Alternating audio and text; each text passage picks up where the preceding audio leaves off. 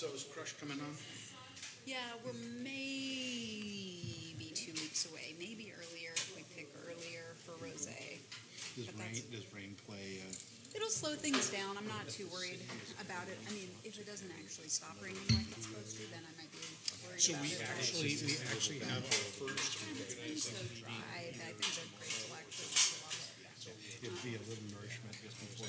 When I saw the meeting on my calendar, Because the dryness helps the sweetness of the grapes, doesn't it? It does, but it's so important to have it balanced. So it's okay. And we've already gone through and depumped everything, so we shouldn't have any issues with mold or anything. I mean, it's Oregon. It's supposed to rain during harvest. Yeah, that's true. That's what makes it Oregon. Yeah, we'll talk through that tomorrow, or I think it's actually Thursday. And I saw your wife's email in connection with the Cancer Foundation. Yeah. I think it's actually Thursday. And I saw your wife's email in connection with the Cancer Foundation. I think it's actually Thursday.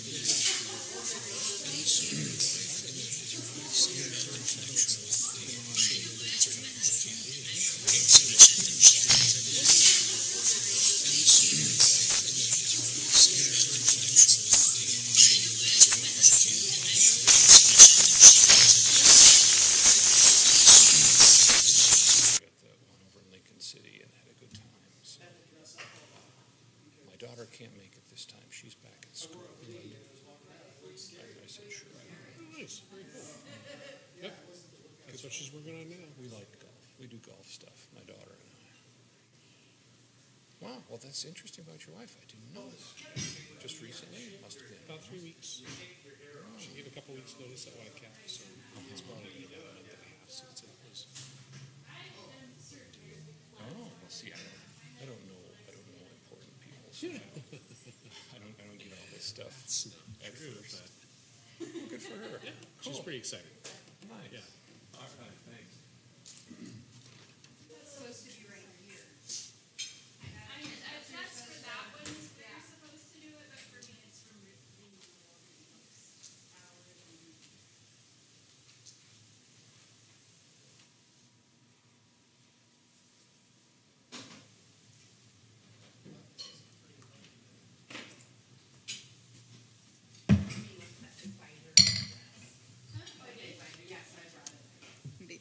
So we went to Footloose Eyes on you. Saturday. Oh, I heard it was great. It was great. Did you go with And- Valerie and Michael's thing? Yes, we did the Valerie and Michael thing, and so we met a couple that we had not met before, but we were sharing a high table with them, and they were delightful. Both retired teachers, Penny and Ryan Bryson, I think, are the last names.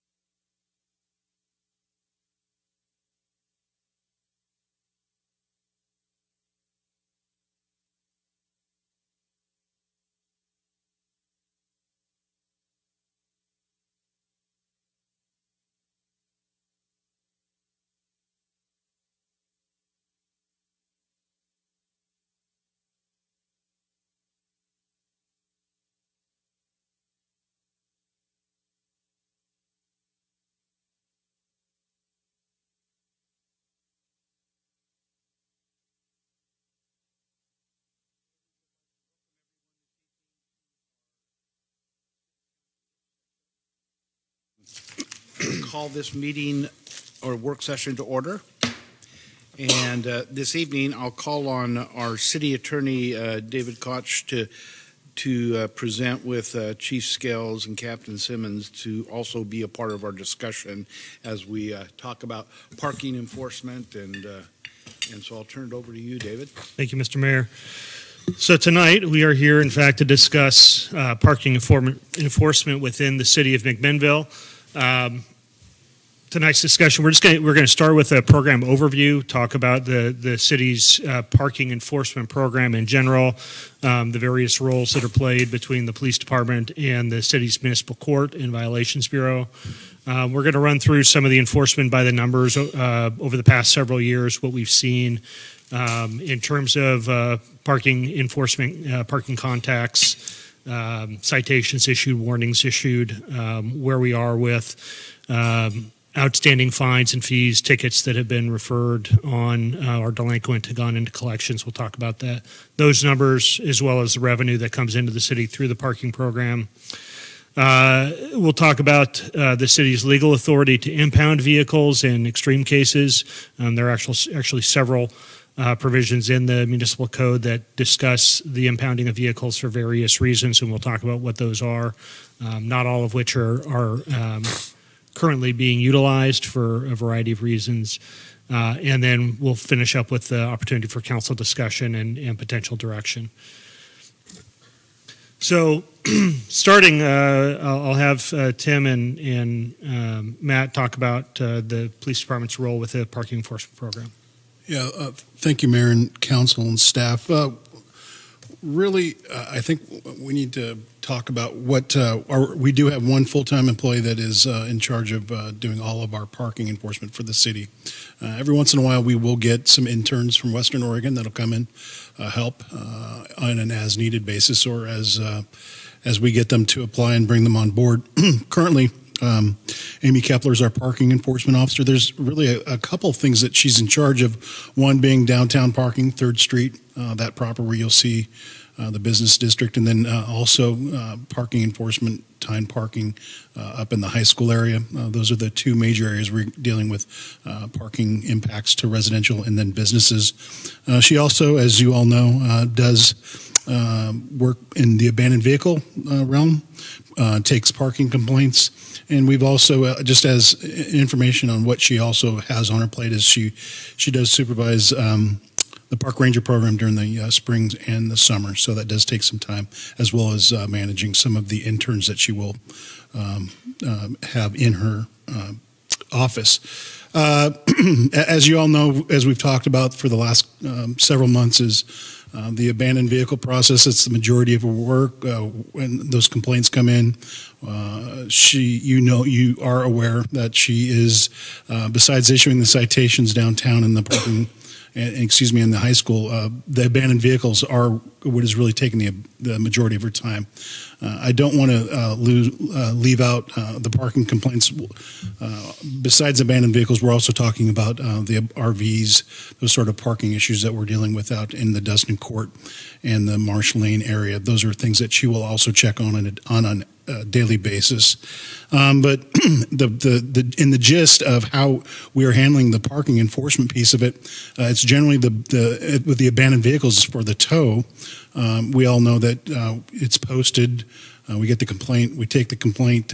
We go out. We inspect. If it's in violation, we will notice the owner, and then after 24, usually sometimes 48 hours, we'll go back and we can tag that vehicle for tow, and then upwards, maybe 2 days at the most, maybe 3 at the max, that vehicle is then towed. So those are generally our processes. For the tow piece of it, those are the vehicles that we are towing, are the abandons. Those are the majority of what we're doing. David and I did initially speak about some of the other options that we have. There are some other areas that we could tow in, but historically we have not. That's just a very, a 30,000 foot level view of how the parking enforcement program works. We're really, again, looking for compliance. Tow is the last option, but in the event it is needed to be towed, it is towed at the owner's expense. So. So once the parking citation is issued, it's referred over to the municipal court. The police department uses a e-cite program. If you want to talk a little bit about that and the change that was made in the last few years related to that process. The e-cite allows for Amy or whoever's doing the parking enforcement to be able to run the vehicle, put the information into a handheld computer, and then print it off on a pack set that's usually attached to her belt, instead of having to handwrite the information out and then have it routed from the police department over to City Hall. As soon as she hits send and print, a portion of the initial citation goes over to City Hall and it gets downloaded then, and there's no paper trail no hard paper trail that has to be transitioned from one department to the other department. It's an automatic, seamless integration into City Hall for municipal court to be able to process that ticket. Now, if she has to handwrite out a citation, it's the same process that she had beforehand, which was handwriting the citation, putting it on the car, taking them back to the police department, compiling them, putting them into a folder that then gets delivered over to City Hall the following day. So once it gets over to the municipal court, we have 0.15 FTE of Erica's time that's dedicated to the parking enforcement program through municipal court. Erica Thomas, who you all know, she works half-time down in the municipal court and then half-time upstairs supporting administration. With her half-time downstairs of that 0.15 of that is dedicated to the parking program. The system that we use in the municipal court for tracking violations and collection on the fines, which is essentially where the function lies there, is a different system than what the system used by the police department for issuing the tickets. So while the information is downloaded, it then has to be manually transferred from those printouts into the city's Cassell system for tracking the tickets. We've got opportunities for folks when they get the parking ticket to, if they're not interested in contesting it, they can simply come straight in. They don't have to appear in front of the judge. They can pay that ticket. However, if they want to challenge the ticket, they do have that option. They have the option of going before the judge and having a non-jury trial in front of the judge, contesting the parking violation, same as they might a speeding ticket. They are typically not represented by legal counsel, and as a result, the city attorney's office does not prosecute those cases. The parking enforcement officer that issued the ticket would be the one to come in and present the information to the court regarding the nature and circumstances of issuing the ticket. In the rare event that an attorney is representing themselves on contesting parking tickets, not so rare, it's happened since I've been here, or somebody hires an attorney to defend them, that has not happened since I've been here, then the city attorney's office may get involved just to make sure that everybody's playing by the right rules. And we'll prosecute those cases. Talking about how do you have something to add to that? Okay. Looking at our parking enforcement contacts going back to 2010, this is calendar year numbers, all the way up to the end of calendar year 2017. The darker shaded portion of that block is the citations that have been issued, and then the lighter shaded portion of the block are the warnings that are issued, and each of those then represent a contact with a vehicle in violation. And we see that over the last 8 years, with the exception of a period of time in 2016 where we had some staffing issues and weren't out on the road quite as much with the parking program. We're averaging around 2,000 parking contacts a year, and in the last 4 years, we've seen a shift in the enforcement profile toward a greater emphasis on warnings and a lesser emphasis on actually issuing tickets. Overall, though, the majority of contacts over that time period have been citations that have been issued. If you want to talk matter of practice, how they approach it. Can I talk? That would be the question, I guess. What the differential what the differentiating circumstances is between a warning or a Right. ticket? That's a great question. And you look back in about 15 and 14, I think you'll see a greater number of the warnings, specifically when we would roll out a new parking municipal code, specifically downtown, which was a greater emphasis rather than necessarily doing abandoned vehicles. And that we were rolling out the new ordinance with reference to block face and timing, and the message from the police department through the city manager's office at that time was height. Increased warnings, less enforcement until those that have shopped downtown have a greater understanding of the new ordinance. So that's why I would suggest that you're probably seeing a reduction in citations and more warnings. Same goes with in 17. I'm thinking as we've rolled out some new parking ordinances or parking fines, really the education piece that we've done up in Marsh Lane. And Dustin, we did provide them with a multitude of warnings before we started going into that citation. Again, the education piece is what we were trying to hammer home. But I would say again, our goal as a police department and law enforcement and policing for the city is to get voluntary compliance, and that's usually through warnings or has been through warnings historically. And those that are the chronic violators are those that continue to violate, or we see on a daily basis. Those are the ones that are likely getting the citations. But again, 15, 16, those lower numbers were probably, I would say, were due to those new parking ordinances downtown. So when somebody does get a citation issued, there'll be a fine associated with that citation, with that parking ticket. The fine amounts were last adjusted in 2014. At that time, the base fine was increased from anywhere from $10 to $20 per ticket to $20 to $30 per ticket is the base fine for just about everything, with the exception of storing a vehicle on the street, and that's actually a $45 fine. It's the highest one we've got.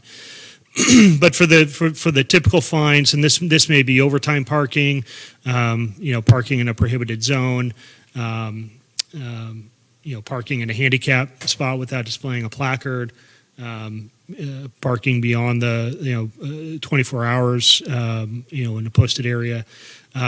You're going to find the base fine is anywhere from $20 to $30, and there's a whole schedule of 20-some, 30-some categories of fines that somebody may receive. Once you receive the parking citation, it'll indicate on there what your deadline is for paying it at that base fine amount. If you don't pay the fine within that time period, you'll be considered delinquent. You can still come into the Violations Bureau and pay it, but there'll be an additional $10 charge on top of that. Once it's been delinquent for some period of time, and I say some period of time because I don't recall what Erica told me earlier today was the exact periods of time. She's here if you care. We'll send out a summons letter. And there'll be a $15 fee added on top of the base fine at that point related to the summons letter. If they still have not come in and made good on that fine, we will send them a pre-collections letter basically notifying them that your ticket is now going to be referred to a collections agency. There'll be another $15 amount added on at that point. And then once we send the debt to the collections agency, we'll add 25% on top of that, and that will be the amount plus whatever the collections agency charges for their fee related to collecting on the debt will become the liability of the person with the ticket. So the example that I provide there is with a $25 fine. You can see how it can add up over time if somebody ignores that ticket to the point where it's $81.25 when it's sent to collections, plus whatever the collections agency puts on top of that. Certainly, it's our goal, our hope, that folks will pay those fines when they first get them, and that is actually our experience. I want to talk a little bit about revenue before I talk about the numbers that we see. So, David, just a couple of questions. How do we compare to cities in Yamhill County or cities of like size in the region? Captain Simons? I don't have the document in front of me that I produced. Should have brought it with me. And figured that I was going to be asked this question, but I didn't bring it with me. Anyways, we are fairly close, but we do need to do a slight adjustment, a little bit of adding to the current cost, at about $10 per citation. So depending on where you find yourself as far as a violation is concerned, the 20 would probably be closer to 30 or 35, and the 30 would be closer to 40 or 45. Okay. To be in line with the same jurisdictions that were pulled in 2014 as far as a current dollar figure. Yeah, I know tonight as we have an opportunity to look at our economic strategic of really understanding what our cost of maintaining a program, and our true costs for parking violations and the costs that go into that we recapture that as best we can. I guess go ahead. That's a good question. My question is, with all these additions and everything, when you turn it over to collections, do you at that point write off that amount, or does it sit on the books? We do not write off that amount. How long does it sit on the books?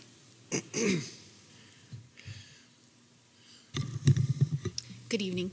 Currently, it sits. Oh, let me get a chair.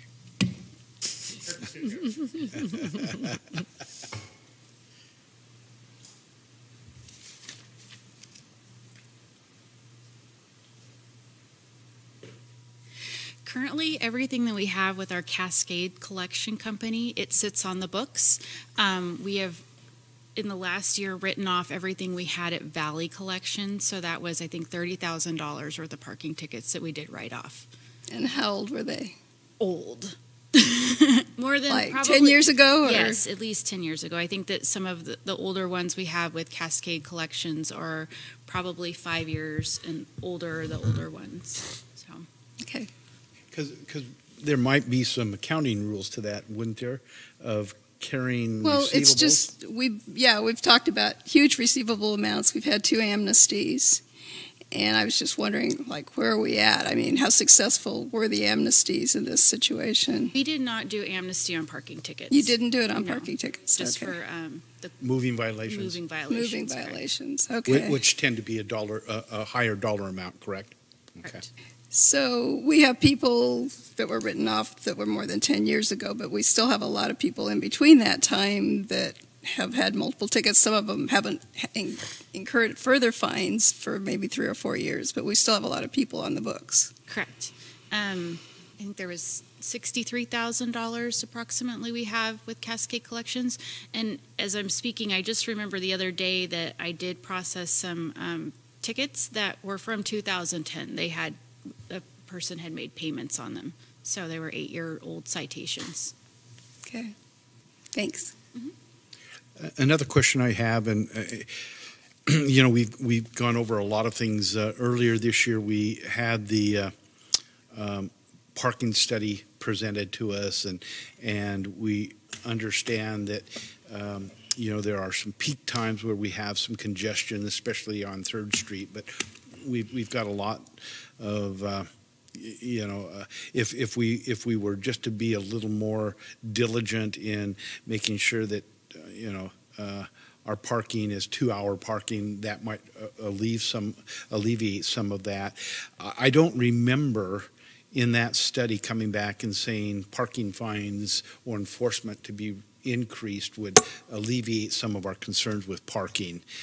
So I don't think Mr. Williams, Steve, gave us that as an alternative, but short-term memory loss and lots of information. But any comment on that? Yeah, I don't remember reading anything from the parking study that went towards enforcement or the increasing in fines. I thought it was more capacity, right, spatial.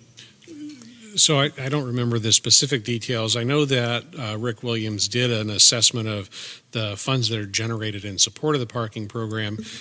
We have a higher proportion of those funds through enforcement than a lot of jurisdictions, partly because we don't charge for any other parking. We don't have permit parking, for instance. And so his typical formula is to suggest that the lion's share of operating a system be generated by paid parking, whether it's meters or permits or something like that. And enforcement isn't necessarily a big portion of how you operate a parking management program. I have a couple questions Go ahead, too. Wendy. Sorry. How long is it until delinquent? What is the time frame, if you remember, Erica? Okay. So once we receive the parking tickets from the police department or download them, we enter them into the computer. They have 2 weeks from their citation date to pay the base fine. Otherwise, then it's delinquent. We pull the information from the DMV records for the registered owner. We send them a letter letting them know, hey, you got $10 added onto this. You have 2 weeks to pay. At that point, if they haven't paid in the 2 weeks, then we send them a summons letter and give them a court date of either 2 to 3 Wednesdays out from the date that they're sent. And that adds the $15 on. And if they choose not to come to their court date, we send them a pre-collections letter that gives them 3 weeks to pay what they owe. At that point, we put the collections letters, I have them in a file, and I send to collections every 2 to 3 months. So at that point, once they get to collections, it's very rare that we have someone pay on their citation. So that's why we just bundle them in bigger groups to send, so it's a lot less work for both ends, but and gives people an additional bit of time to pay if they happen to decide to pay for it. So.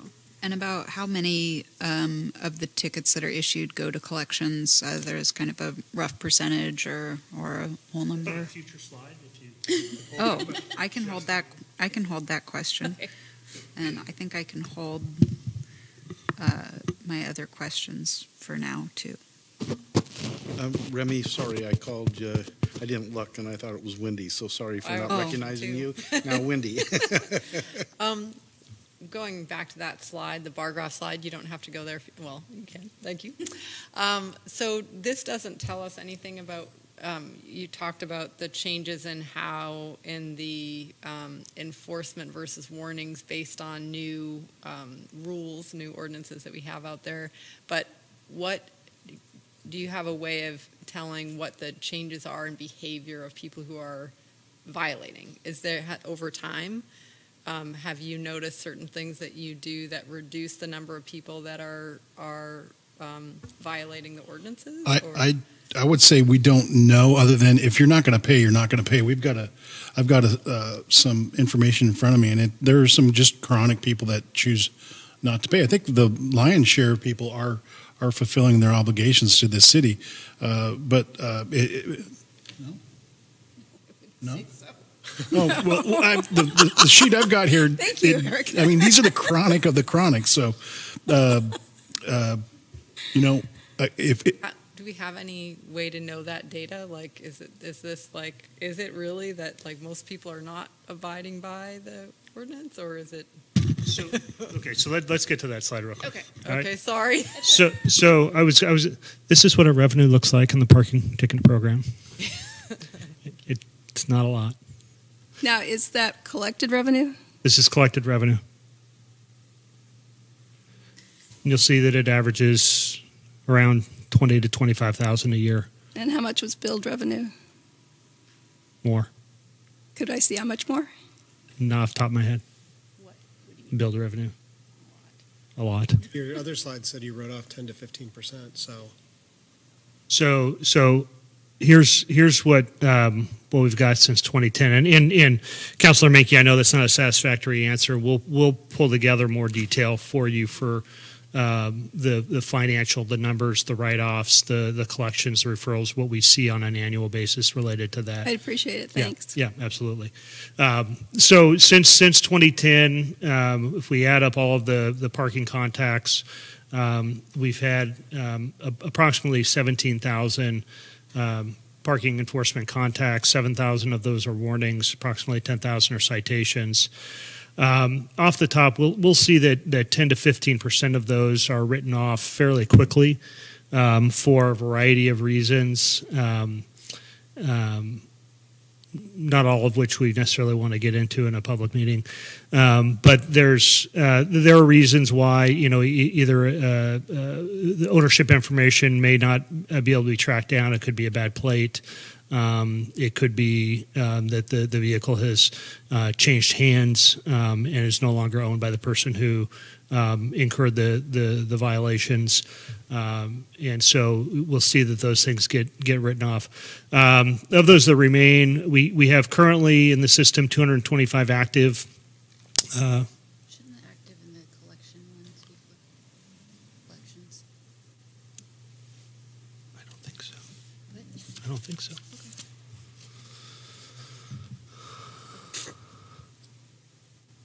Should they be? I feel like it should be because it was like 12 bunch of people. Oh, I thought those were the collections ones. Okay, so these numbers might not be correct. I'm sorry. It's okay. So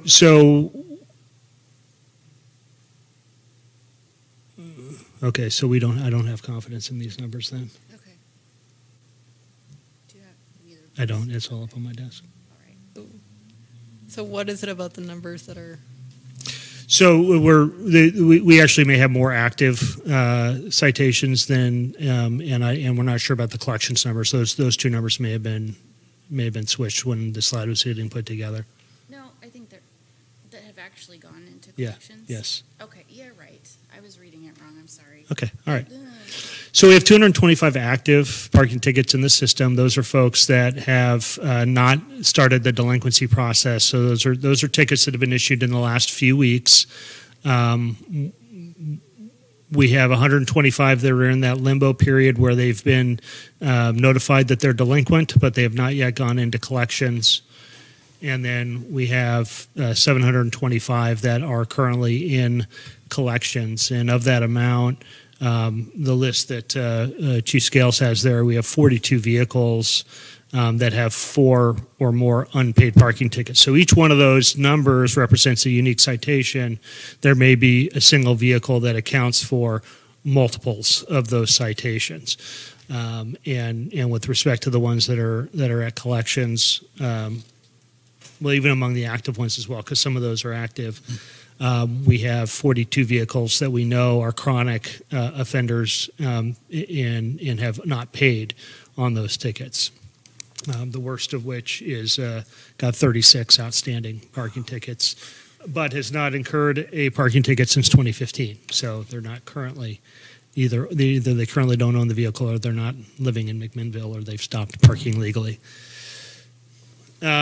This was really just kind of give you a snapshot of the scope and the scale of the program, and I want to talk a little bit about the authority that we have to deal with vehicles that are in violation from the standpoint of impounding them. There's several provisions under the code that authorize the city to impound vehicles. McMinnville Municipal Code, Chapter 8.28, deals with discarded vehicles. That's in the nuisance section of the code. So these are discarded vehicles that may be on public property or on private property. Typically, they're going to be private property, and they're vehicles that are inoperative, wrecked, dismantled, partially dismantled or junked. May include vehicle parts, and we have the authority under the nuisance code to go in and have those vehicles removed. Could also be a vehicle on private property that's been not on a driveway or a parking pad, on the lawn, in the yard, that's there and not moved for 30 days. Operated away from the property for 30 days is also considered a discarded vehicle. So we have authority through a process with the municipal code to impound those vehicles and sell them off if the value of the vehicle is over $750. We're currently actively in a process right now with a property that had 35 discarded vehicles on the property that the property we're aware of. It's out on it's near Patton Middle School. Okay, not the one I was thinking of. Yep. We also have two different provisions in the municipal code that relate to abandoned vehicles, including McMinnville Municipal Code 10.44, which was adopted in 1939, needs to be updated. But the first citation there, 10.28.080, was the recent change that the council put into effect, allowing for 24-hour notice for abandoned vehicles before they can be impounded and towed, as opposed to the 72-hour provision that we had previously had. McMinnville Municipal, yes. What Councilor in your Duncan? definition of an abandoned vehicle, or what is the definition of an abandoned vehicle? Or I guess more to the point is if somebody's living in a vehicle. Inoperable, not insured, no registration, that sort of thing. Those are what can be considered abandoned On a public right on of a way. public right of way. Okay, currently any of the vehicles that are on Dustin Court and Marsh Lane, do you consider those abandoned vehicles? They could be considered abandoned vehicles, yes.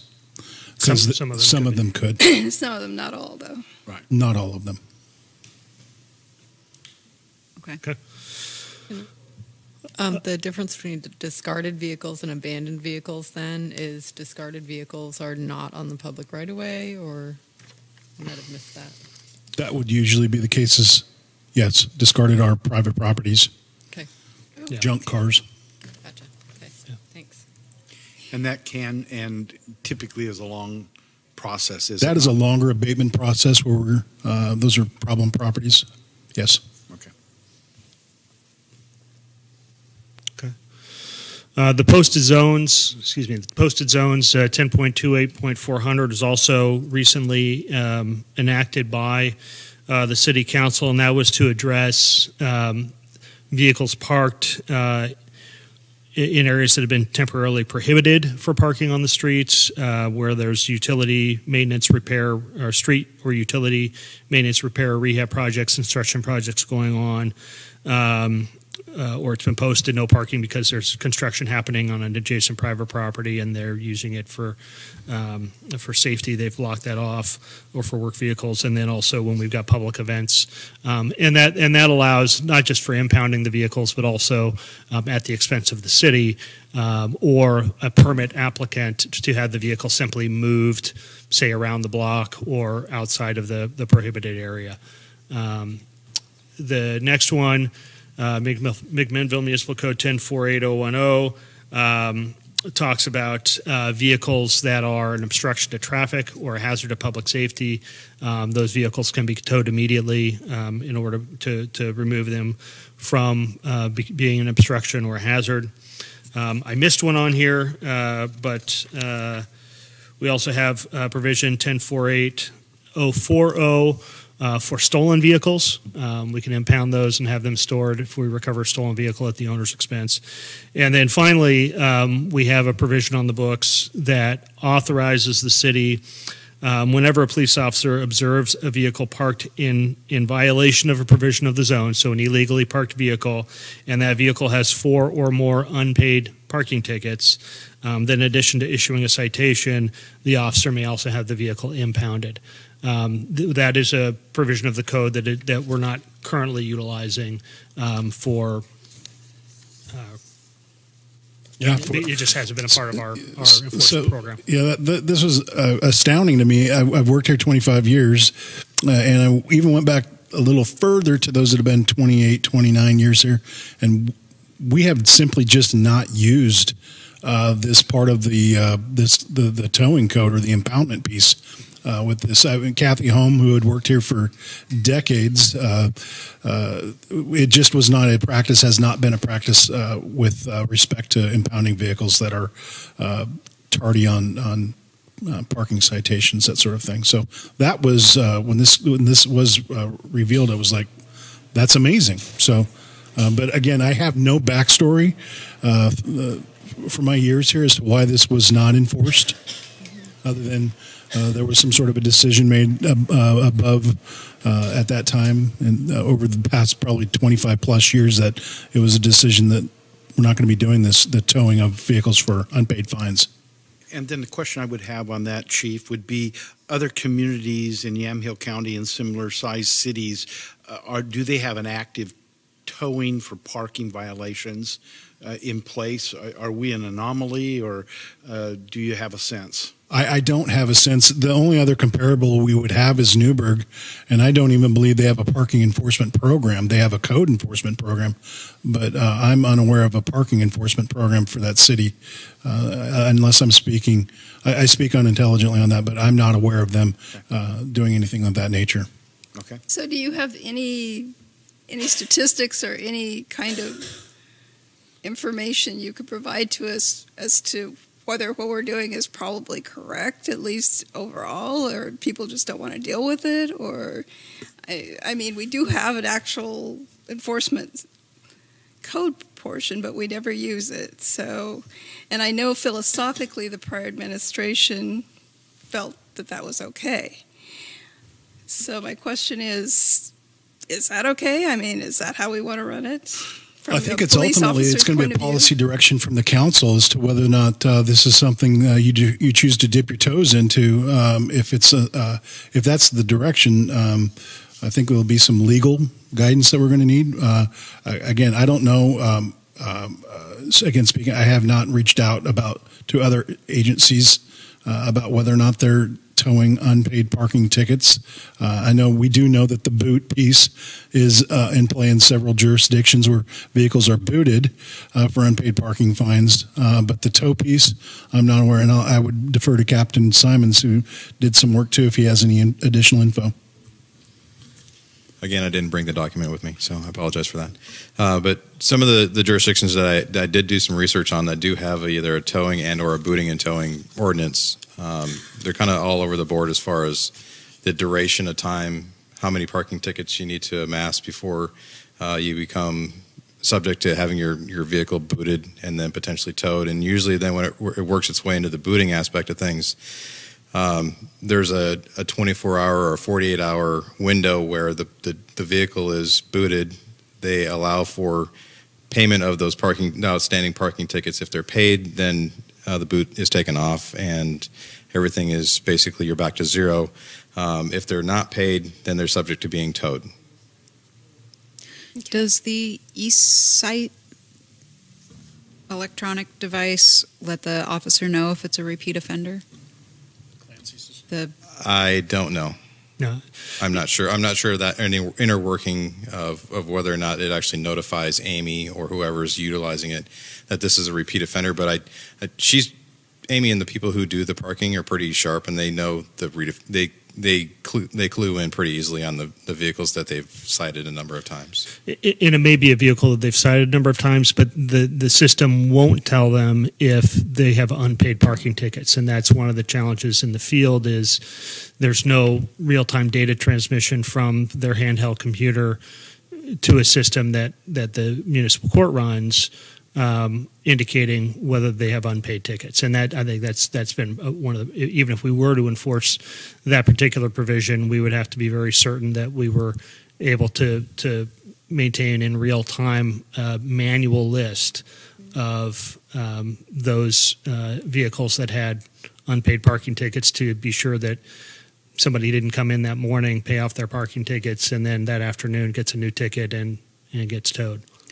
And what you'd mentioned earlier, if I heard this correctly, that sometimes she still does handwrite tickets as well.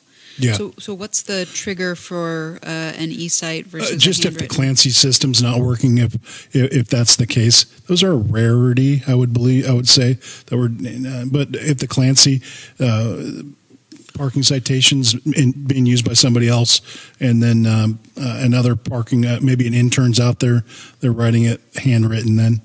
So that would be the difference. I'm sorry, I must have missed this portion of it. Oh, the Clancy piece that we're talking about is the parking citations that the parking enforcement officer wears on their belt. It issues the electronic ticket. That electronic ticket's then transmitted through to municipal court in real time.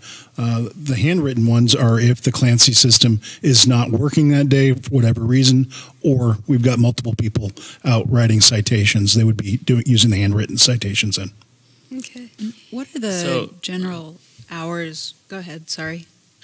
Just on that Clancy system, it doesn't have the capability to let it can transfer if it's a ticket's written, but it doesn't have the capability to give the status of existing tickets on that plate. Is that just because it's a dated system, or we haven't paid for that software upgrade? Or that's a good question. That parking system's probably 8 years old. 6 to 8 years old when it was, and again, I don't know if the data transmission goes both ways. We dump it in, it transmit over to municipal court, but I would tell you I'm 99% sure. Go, sorry. It's all right. So what we do from the Clancy system is every day after that they are entered, that the officer goes and uses the Clancy system to give tickets to folks, is we download everything that they have entered in and we print them off from the Clancy system. We manually enter them into our Cassell system, which is our court piece. So that's what we use for generating lists of people that are late and what have you, and have paid. So we don't go back through we enter the payments into our Cassell system, but we don't go back through to Clancy and enter payments. So that would just be another extra step that we would have to do. And I'm not sure, as Matt said, if there is real-time data transfer that would show the officer if the person had unpaid tickets. Okay, thank you. Remy, did you have a follow-up? I was just wondering what the kind of operable hours of parking enforcement are. If it's one full-time person plus interns, that leaves a lot of other time.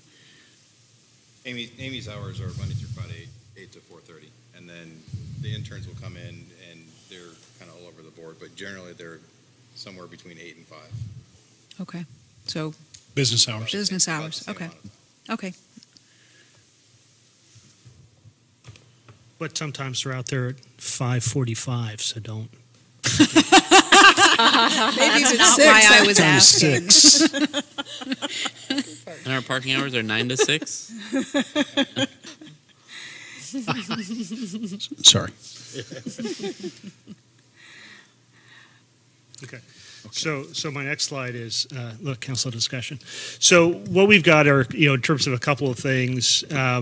It has been 4 years since we updated the schedule of fines. We're not proposing any outrageous changes there, but we would like to keep those updated with our peer jurisdictions. Not necessarily because it's going to generate more revenue for the city, but just in order to make sure that the amount of the fine doesn't fall so far behind that it loses its deterrence value. We still want people thinking twice about whether they really want to spend $25 or $30 to park downtown for the day without moving their vehicle to one of the all-day spots.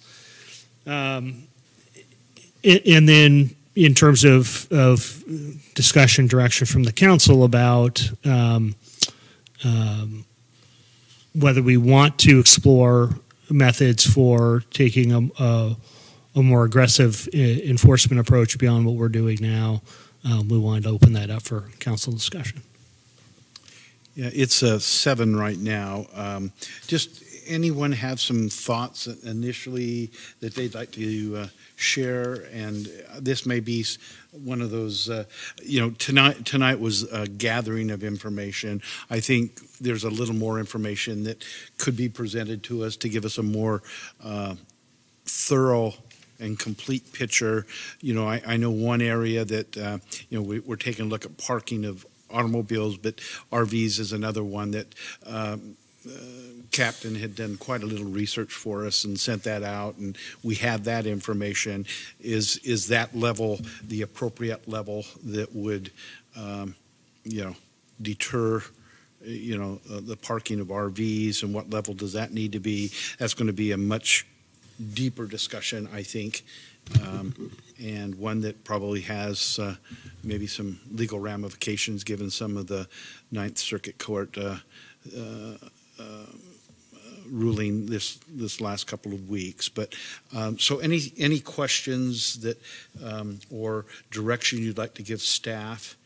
Well, I have some thoughts. Okay, go ahead, Remy. That's not really direction, and they're in a couple different areas. One is about 3 slides back. I think it said, parking ticket revenue. So I guess I'm sorry, I haven't had a chance to fully form my thoughts, but this slide gave me a little bit of pause just because a couple of years ago we were talking about other ways of generating revenue for the police department, and one idea that I came with was talking about the red light photo enforcement, and it was made very clear to me at that time that we don't cite or we don't enforce for revenue, right? That those two things have to be really separate. So that is something that gives me a little bit of pause here, since we don't have alternative methods for funding this. That we don't want to be relying on these parking tickets for revenue because it's not the reason that the enforcement should be happening. So that's kind of one thought. Another thought is when you're talking about the unused part, the part of the code that's not being used right now with the automatic impound on a certain number of tickets. I definitely have some concerns with that, especially with some of the changes that we've made recently in terms of parking, and especially because we know that there's a lot of parking issues that are happening right now with people who are experiencing homelessness on Dustin Court and Marsh Lane. And while we have a policy in place, we don't have any place to actually let those people move to where they would not be in violation. And I drove past this morning, and a number of those vehicles have big stacks of parking tickets on the windshield currently. And so you mentioned that 42 vehicles currently have 4+, and I don't want to guess, but if I had to guess, I would guess a number of them are from that. And so a little over half. Over half. Vehicles. Yeah. So that also gives me a lot of concern, because currently, while they're maybe violating the parking code, they are receiving shelter there. And so having that shelter go away based on a parking violation would seem to me to be a very bad move on the part of the city of taking somebody's shelter away, especially we're looking at the point in time count yesterday, and the number one cause of homelessness in McMinnville is domestic violence. So, that shelter is very important. And then my last thought is that I would love to hear some conversation about alternatives too, or what other programs are there? Is there another way to come at parking enforcement and getting people to be working with the city so that there are options for people throughout the city, and especially in the areas that you mentioned where there's the most problems with downtown and the high school, and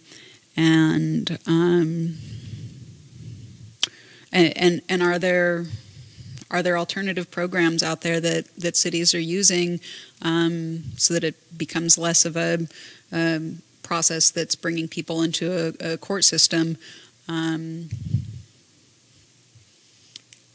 So those are my thoughts. Okay. Any other, Wendy?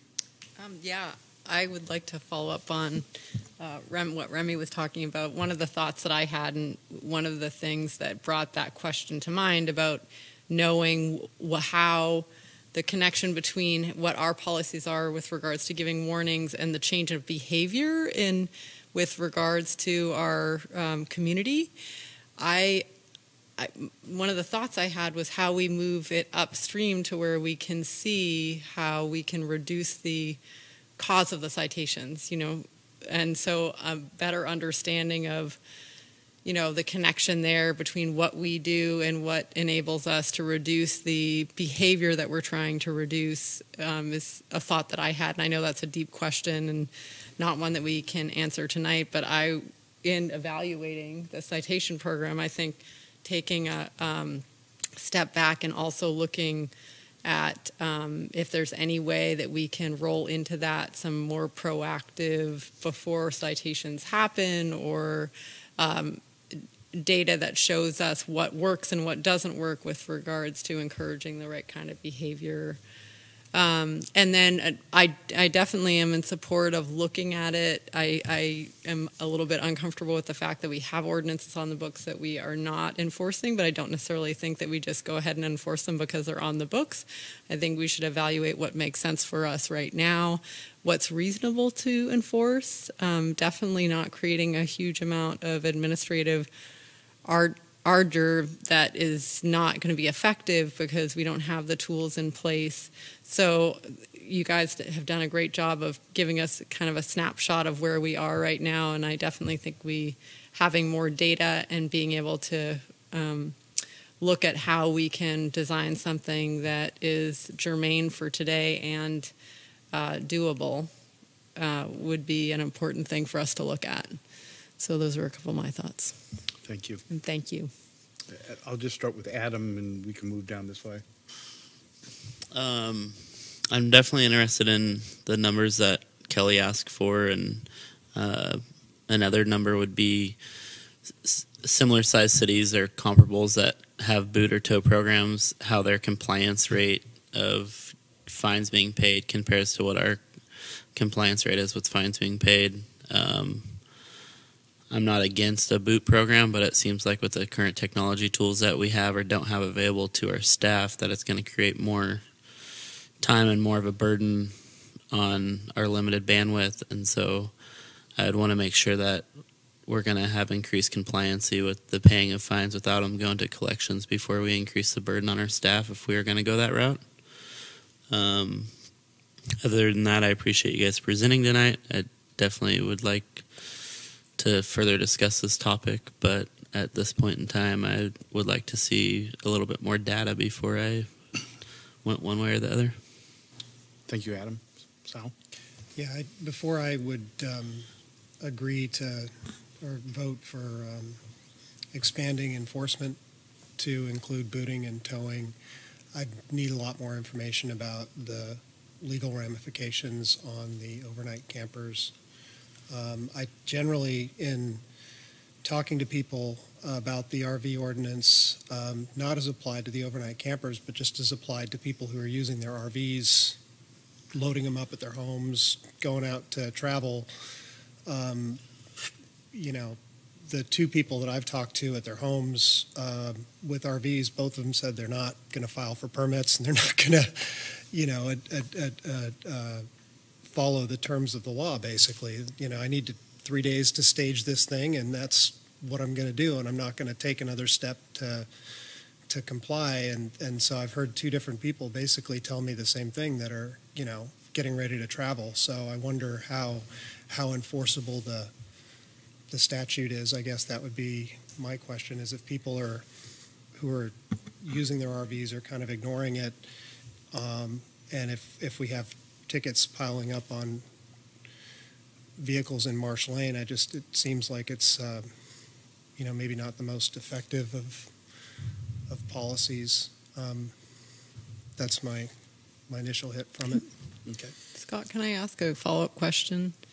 My understanding of our ordinance now is that you don't have to get a permit for loading and unloading. You have to get a permit for living in the RV for like 72 hours.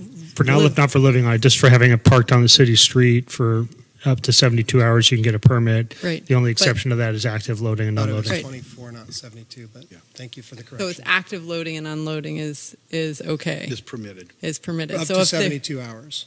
No, not What 72 I thought. hours. So I was right. Oh, okay. It's So 24 hours.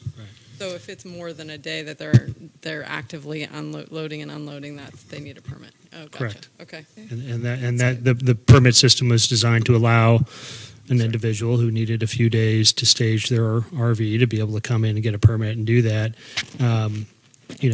Just like any kind of enforcement mechanism, you're writing tickets, it's only as effective as how much the person who's getting the ticket cares about a collections process or credit or the financial hit to them. Well, I think in most cases they just feel like they're never going to get cited. Well, I will tell you, Council Peralta, that a lot of it is complaint driven. That's what I thought. Yeah. And so if they have a big enough, wide enough Well, street, we've got 10 plus square miles of the city, one person. yeah, So we've got multiple, neighborhoods. It's very difficult. Some people can, And if the street's wide enough, people aren't going to complain really that there's a car there. I would say yes. You're probably correct. Okay. Kelly? Well, I certainly appreciate the warning program that you folks have had. Lord knows I've benefited from that. But I still, and I'm putting Marsh Lane and Dustin Court completely off the map on this because this is just a discussion in my mind of parking vehicles or cars, basically, and not having to do with other issues, which we'll address at another meeting. I just feel like maybe we should give some thought to the enforcement side of it.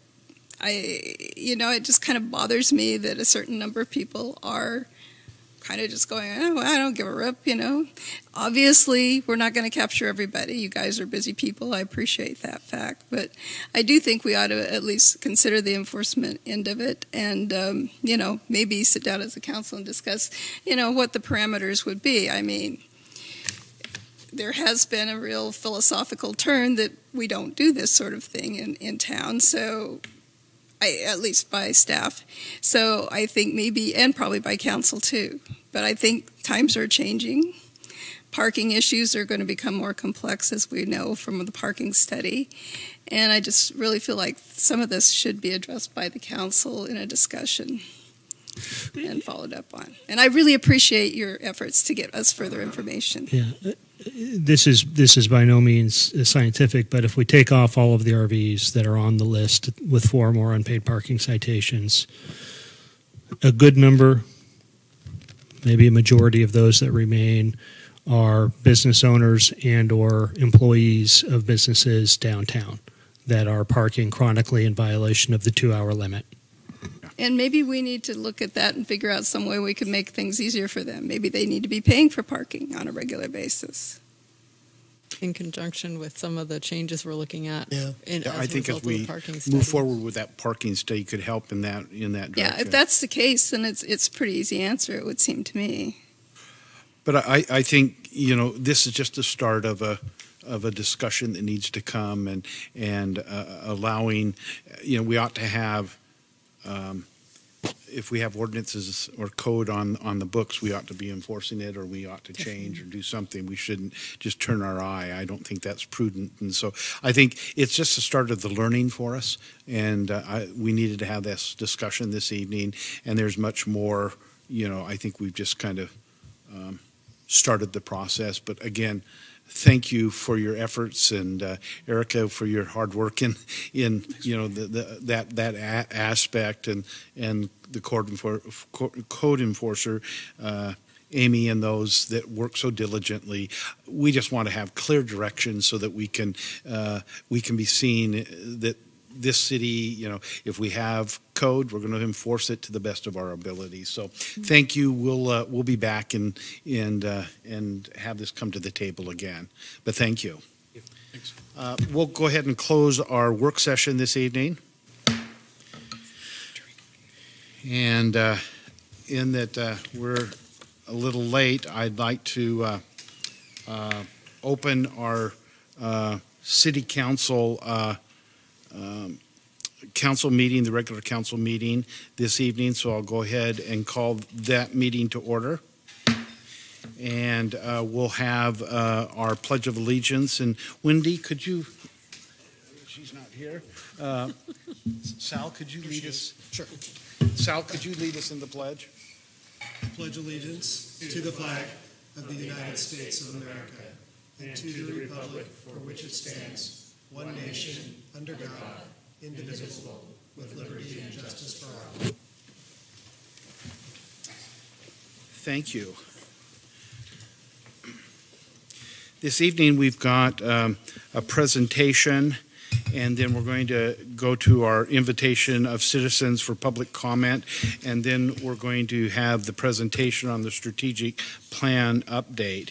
And so, Gary, you're here, and so I'm going to come down and do a presentation.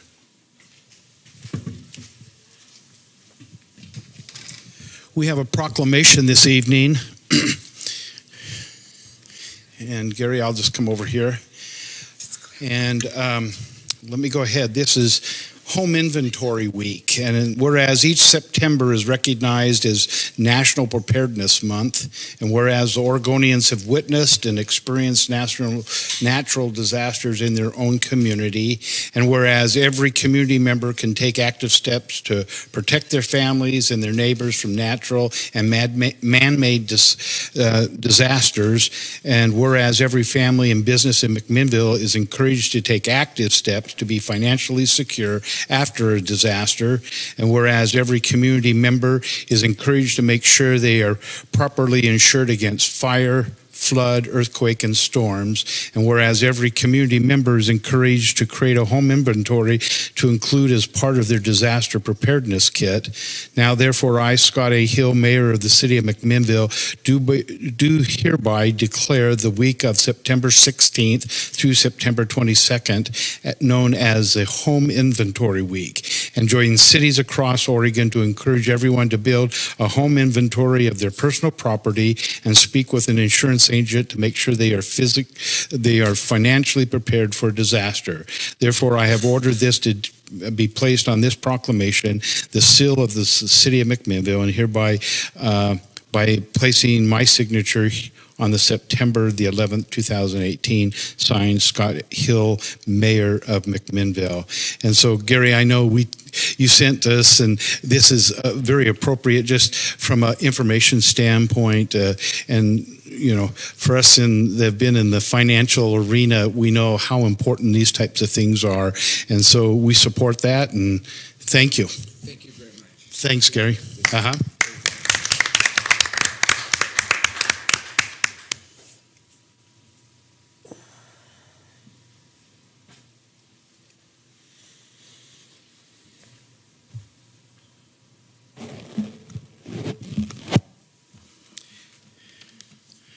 Okay, that takes us to our part in the agenda this evening where I will invite citizens for public comment. We have a sign-up sheets in the back for those that would like to speak to the council.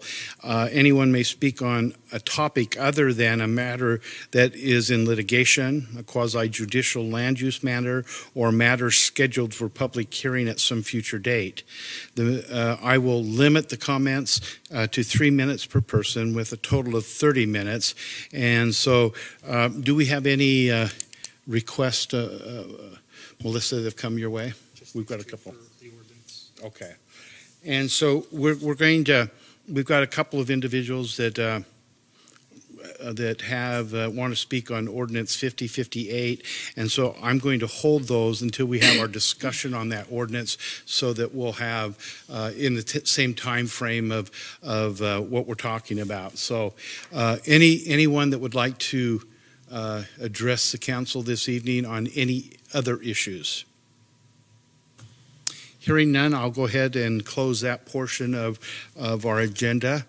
That takes us to a presentation by City Manager Jeff Towery on our strategic plan update. And I know we've got a few in the audience that have been a part of this process. And councilors, we've received information. We've also received later today a PowerPoint presentation that goes over some of the information. So, Jeff, I'll turn it over to you. Thank you, Mayor, members of the City Council. This is a check-in about 9 months into the process. I will tell you that the person to whom I'm related by marriage was harsh in her criticism that my slideshow is way too long. I defended myself by suggesting that it's tough to boil down 9 months worth of work into just a few pages. My other hollow defense is that this is really a summary of the information that's been presented to the council, both in the packet and in a couple of emails earlier. So hopefully this will look familiar for those of you who've been able to work your way through the process. We'll start just with a short overview for the record. We began this work back in January with discussions around mission, vision, and values, identified a series of strategic priorities. We are in the part of the process now where we've identified goals, objectives, and potential actions, and we're really talking about that aspect of the project tonight. Certainly, if you have questions or observations as I work my way through, feel free to raise your hand. I'm going to blow through this pretty quickly. I'm not going to read all these slides to you, but I do want to give you a sense of the summary information that's been presented so far. This council has reviewed and approved the vision, mission, and values for the strategic plan in previous efforts. We've identified these 7 strategic priorities. We'll be working our way through these mostly in the order in which they appear. The one exception is the economic prosperity. We'll be handling that last, partly because the format and the detail is a little bit different because we had a separate consultant team that worked on that, and the information also came in a little bit later. So we'll work our way through starting with city government capacity. That is the detailed goal relating to capacity, as well as the objectives that have been identified. And for each of the objectives for all of the strategic initiatives, the executive team has been brainstorming potential actions. We've tried to focus on areas that we feel are high impact, areas that are cross-functional or cross-department in either their work or their impact, areas that we maybe have already identified or are initiated through previous budgets and work plan items. So you'll see those 4 objectives related to city government capacity. Under the first objective, the other thing with respect to these actions, we haven't prioritized them. We haven't put together measurables, budgets, timelines. This is a 15-year plus strategic plan, but identifying the actions that you're going to undertake over a 15 or 20-year period is pretty daunting. And so what our focus is tried to be is those actions that we can commence and complete over the next probably 1 to 3 years, and that the action component of the strategic plan will be constantly updated over the course of time. And so we may have a deeper list for some of these objectives, and some of those items we may not get to for 4 or 5, 10 years.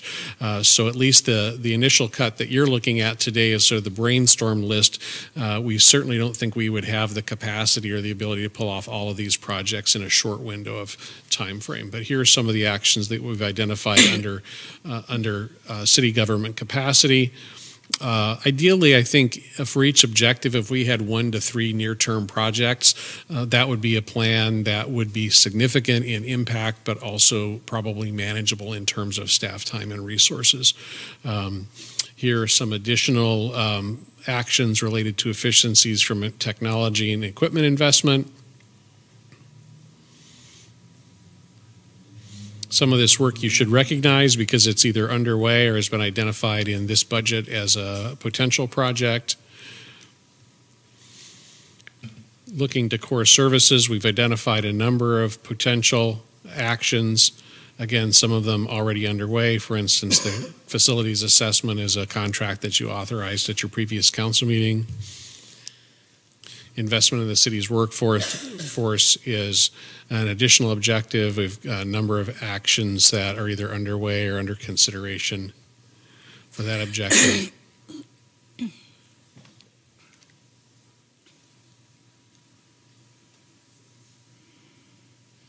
As we move into civic leadership, again, we have several objectives, and we've identified 3 or more potential actions under each of those objectives.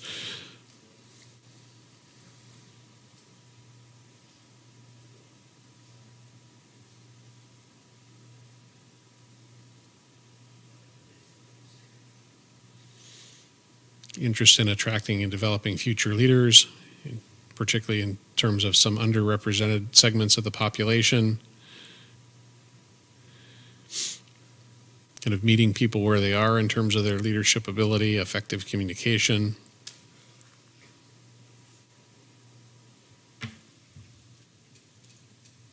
This increased awareness in civic affairs and leadership opportunities, I think, is an important part of our story to tell. We do a really good job of this, but I don't know that we effectively tell that story, and this is one of the areas where we think we can really improve.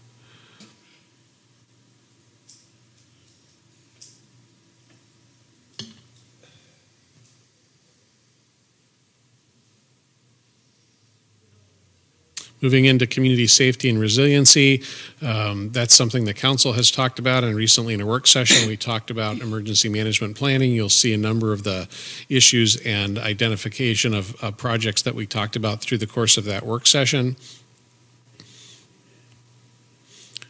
As I'm working through these, it's also important to note that we'll have a number of important partners as we work through these projects.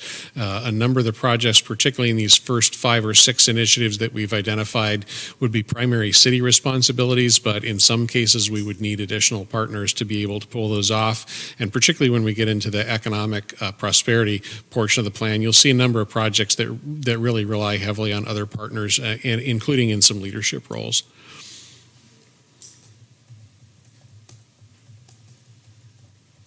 And you'll see a number of existing or currently planned projects that are underway. We think that that's an indication that while these strategic initiatives emerged as important in the community and to the organization through the course of the first several months of the strategic planning process, none of them were surprises to us. They're the kinds of things that we've been trying to work on, and part of the process is to sort of affirm and prioritize these initiatives.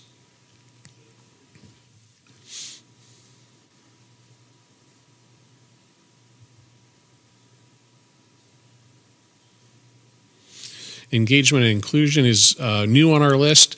That's something that came through loud and clear through our focus group efforts as well. So we've identified a number of objectives and potential actions. Here are the 3 objectives related, 3 of the 5 objectives related to engagement and inclusion. The final 2 are here. And again, a number of actions, training, engaging other people in the community to help us do a better job of equity and inclusion.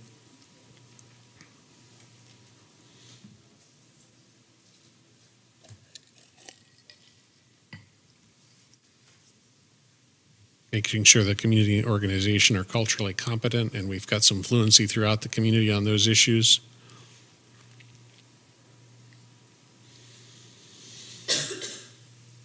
Part of the initiative for engagement and inclusion really evolved out of some early conversations we had around this room about making sure that both our labor force and our boards and commissions were more reflective of our community. And so you see some specific strategies, actions rather, related to that effort. And then we're also interested in our processes and our facilities and our tools, as well as the people that we want to engage. Growth and development character, particularly with growth and development character and housing opportunities, you'll see a fair amount of overlap between the following slides and the information on economic prosperity. Those things are tied pretty closely together. A number of the particularly the planning and public engagement strategies that are actions that are identified here, are things that we've talked about in other forums.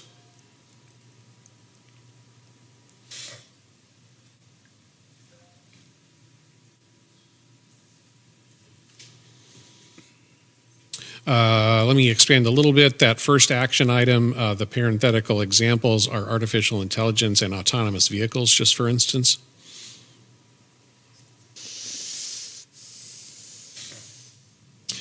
terms of housing opportunities, identifying the need for housing in the community and the types of things that the city can do through planning, forecasting, regulations to encourage a particular type or types of housing.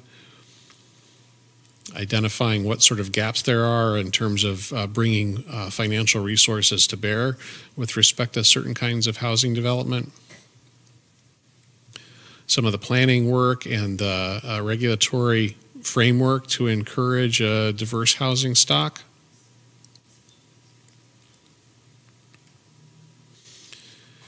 And what some of those diverse housing types would be and the kinds of things the city could do to encourage that.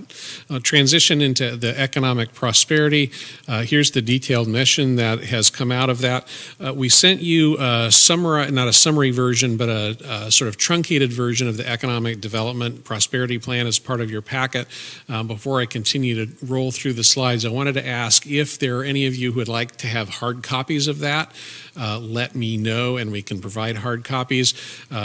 There are also about another 50 or 60 pages of supporting information and data that goes along with that information in the form of appendices. We'd be happy to provide those to you either electronically or in hard copy or both. So just let me know what your preference is. Electronically on the appendices and the data. Okay, so that's for you, Mayor. How about for the rest of you? Yeah, I'd like that too. I'll take an electronic copy. Of Electronic for all of you for the appendices. Does that work?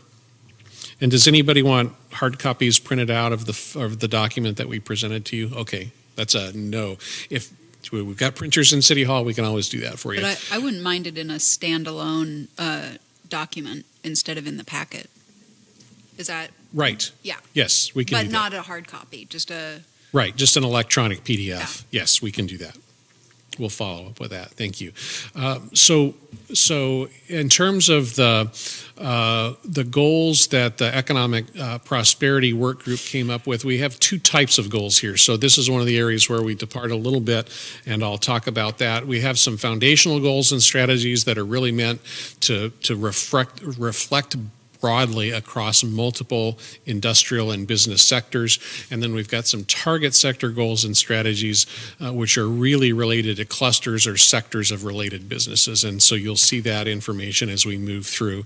The foundational goals and strategies are to accelerate living wage jobs, to improve systems for economic mobility and inclusion, and to maintain and enhance our quality of life. Our target sector goals and strategies are related to traditional industry and manufacturing, technology and entrepreneurship, hospitality and place-based tourism, craft beverages and food systems, educational, medicine, and other sciences are the 5 sectors that we identified. And as we look at each of those individual objectives, again, we've got a number of areas where the work group has proposed particular actions. Again, a number of these are actions that the city might be in an ownership or an influential role. There are other actions that we think other partners are more suited to provide a leadership role. As we work our way through these slides, I'll let you know that the project team is going to be suggesting to you that you establish some sort of a body to review and refine these actions and really get clear about what areas the city ought to be focusing its resources on versus relying on other partners. And we're going to bring that proposal and concept to you at your October meeting when you see the full strategic plan. So just know that that's in the works. We've got a number of actions related to branding and communication. Land supply is crucial. We've talked about that in this forum and others a number of times. Effective infrastructure and the kinds of things that we and the community can do to ensure that infrastructure. A number of the objectives have been identified in the economic prosperity plan, but not specific actions. That's another role that advisory group could or should pursue if the council sees fit to establish a body like that. So a number of these objectives, you won't see specific actions identified, but there's more work to do on that. There's a lot of focus on education, workforce development, career pathways, and adult skills. These are clearly areas where we've got other partners who will likely be in a leadership role. looking to support small and entrepreneurial endeavors.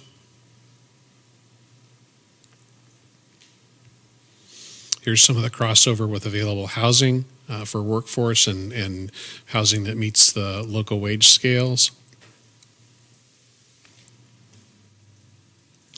Recognizing that recreation amenities and options are a contributor to economic prosperity in the community.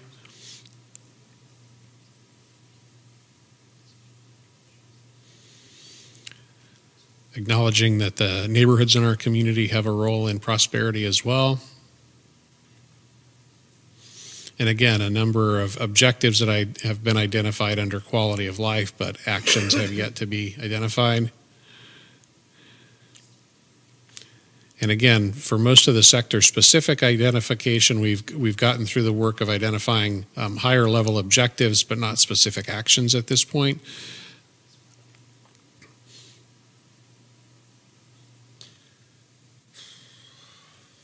Under technology and entrepreneurship, again, 4 objectives to review.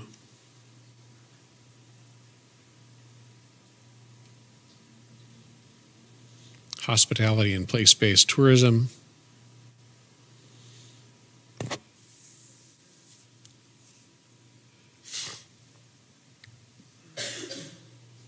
There are several objectives under craft beverages and food systems.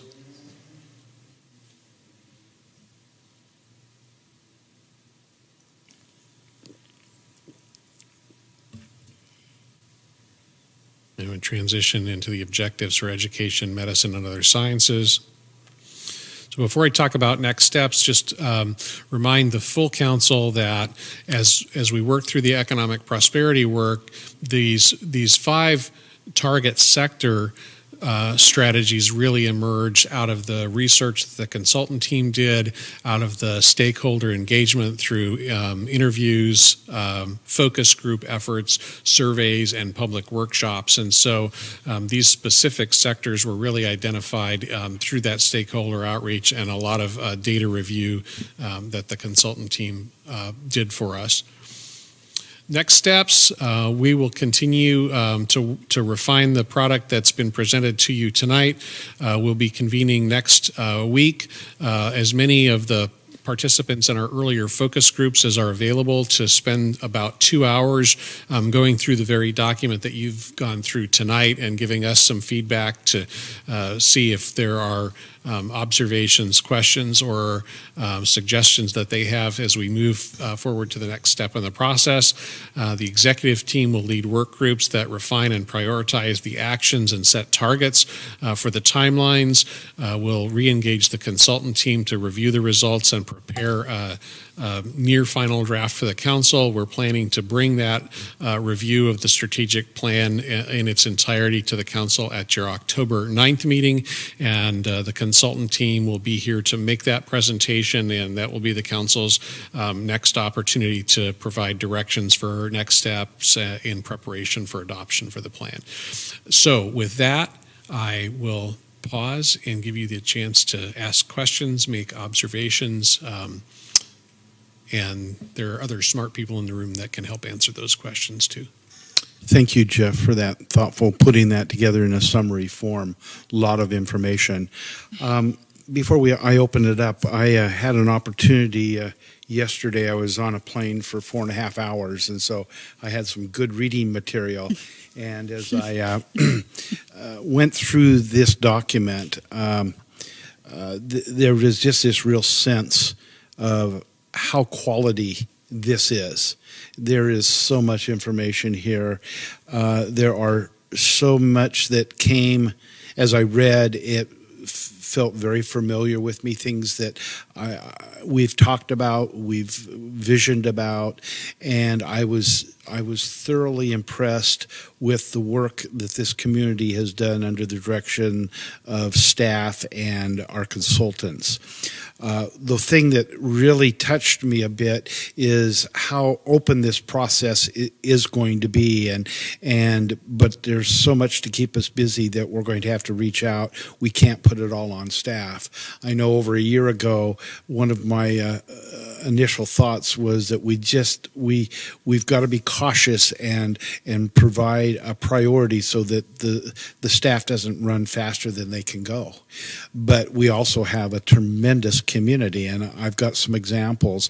I look at Murac and see what's been done in the downtown in the Northeast Gateway area through a group of individuals that have taken ownership and run big time.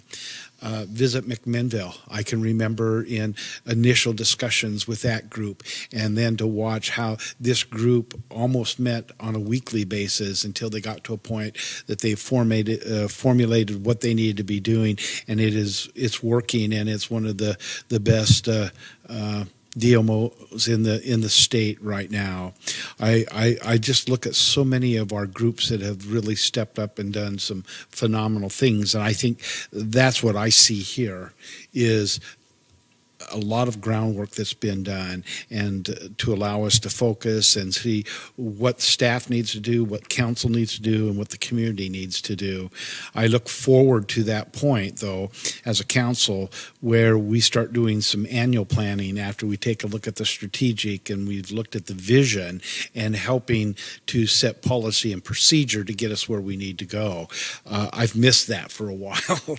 You know, that's the piece that really engages us, and so that will be coming down the road. But with those things being said, I could not be more proud of where we are today. It fits in my mind directly with the way we've done things in McMinnville for years and years and years.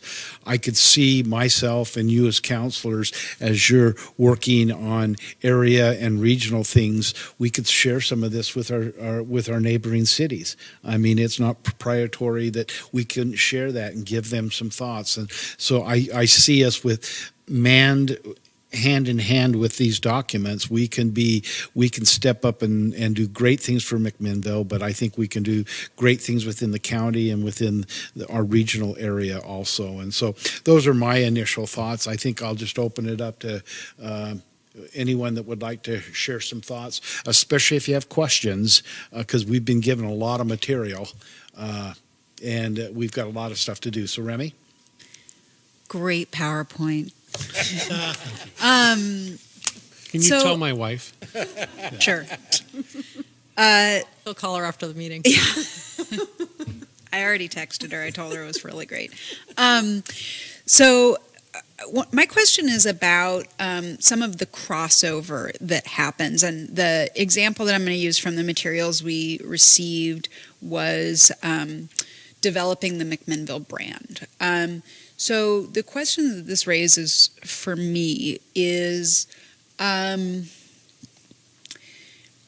we currently have a lot of brand McMinnville, right? We have the city's own branding that it's done in various forms. We have branding that's happened through the chamber, branding that's happened through the Downtown Association, and of course most recently Visit McMinnville has done a lot of branding of McMinnville, and MEDP as well has been working on branding McMinnville. So when we see that amount of crossover coming up, which that example aside, that's a theme that I saw that repeats. What is the approach so that we're not either repeating work that's been done or almost in a way, the question is almost what can we get rid of as much as what can we add, so that we're not congesting an issue or an idea or a solution. And so how do you implement that type of, how do you address things like that? And if you don't mind using the branding example, I would appreciate it. Sure. So a couple of things. One is that we've got kind of a unique mix of partners who are engaged in marketing our community. The Stable Table partners each have their own mission, their own values, their own policy-making boards, their own rules, regulations, and reasons for existence. And it's important for them to be able to distinguish themselves as individual entities. And so we wouldn't expect there to be one logo, for instance, for all the members of the Stable Table plus the city, because each of us have different roles and responsibilities. But what we might want to do is to make sure that instead of sort of individually branding and marketing each of those organizations, that we at some point come together and say, are there themes we need to have in common? Are there visual representations that are important to be repetitive across the whole platform? And so some of it will be a coordination of existing marketing and branding activities as opposed to doing one thing one way. The Chamber of Commerce is going to have a different audience to which they're marketing, mostly existing businesses in the community. Visit McMinnville is trying to attract visitors from outside the community. And so those are different target audiences, and there need to be different strategies to reach those groups of stakeholders. But if there's a common message or a common theme to the messages that resonate across those populations, we would hope to put in place a mechanism that allows those organizations to really coordinate that branding effort. Does that help? Yes. A little bit? Yes, it does. And I'll add one thing. I know, let's take Visit McMinnville, in that they were sitting at the table. They're already talking about branding going forward and to have a more holistic approach.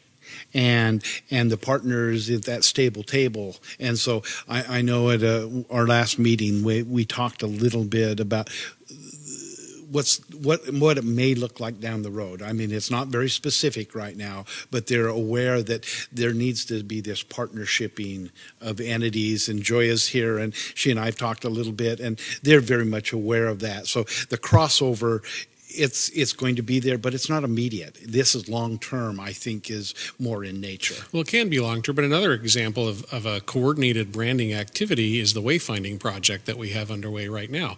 All of those Stable Table partners are at the table together working on that project, and we're not going to have 5 different wayfinding methods. We're going to have a wayfinding method that all of the partners agree on and utilize, and it becomes a tool in the marketing effort for each of those partners. So there are some areas where we would create and utilize some common resources. Okay. And then I guess my follow-up to that, or my kind of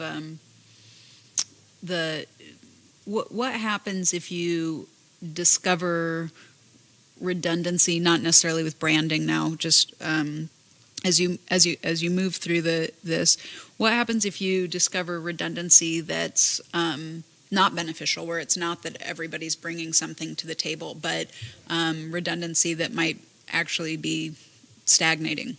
Sure. So I think one of the values of this exercise is to identify areas where we might be duplicating efforts. And if that's the case, can the partners come together and decide, well, I can be in a supportive role, you need to take the lead on this, as opposed to us both trying to go through the door at the same time. And as importantly as that to me is, are there gaps? And I think we've probably identified areas where nobody's really focusing their energy right now that will be important too. So that's going to be kind of an ongoing effort as we move through implementing the plan, is to make sure those gaps are filled and that we're not kind of recreating the wheel, that something the city's doing is both consistent and not redundant with something that MEDP is doing, for instance. So I think that this can set up the mechanism to allow us to do that. The one other thing that I wanted to address with respect to your observations and questions is that it's actually my belief that a strong strategic plan will have objectives and initiatives that do cross over a variety of strategic areas.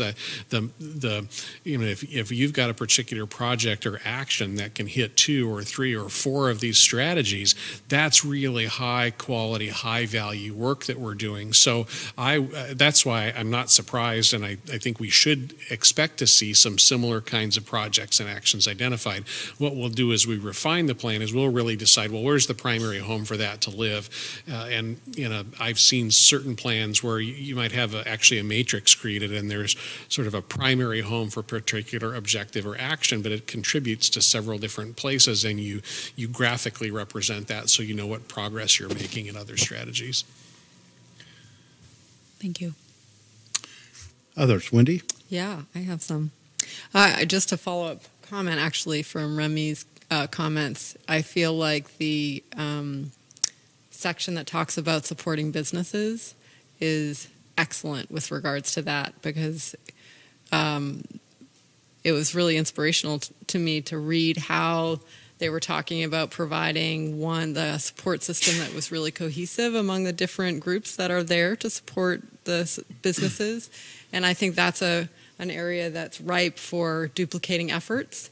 And the duplicating efforts makes it to where there's opportunity to miss things, and also to make it confusing and less helpful for the businesses that are coming in or needing support. So I thought that section was just really, really good, and I'm excited. It all is very, very good, but I think that speaks well to what Remy was saying, that's an area that could really benefit from that collaboration. I had some more specific questions than Remy. On slide 9, you had alternate revenue report from LOC. Can you just tell me a little bit about what that? Sure. We worked with the League of Oregon Cities to do an alternative revenue study. It's based primarily on their mining of existing data that they have. They presented a draft to Marcia and I. We're going to work with the League to refine that, and then we're going to present those findings to you along with some recommendations for areas to pursue. Marcia, did we talk about a time frame for doing that? Sometime yet this fall is our hope that we would bring that particular project forward. Okay, great. And then the organizational health placeholder. Yes. Can you just describe a little bit about that? So a number of the ideas that we were talking about around the executive team table sort of fell under a large umbrella related to organizational health, and so we haven't really fleshed out exactly what that might mean. It could be it could sort of evolve into an umbrella that encompasses a number of activities. There might be a specific series of initiatives around organizational health, and that's specifically focused on the city of McMinnville, Gotcha. the organization. So the placeholder means that it's still to be fleshed out, but it has been identified as being important, Right. but there's more work to be done to flesh out what exactly that means. Yes. Okay. Let's see. I had a question about on slide 22.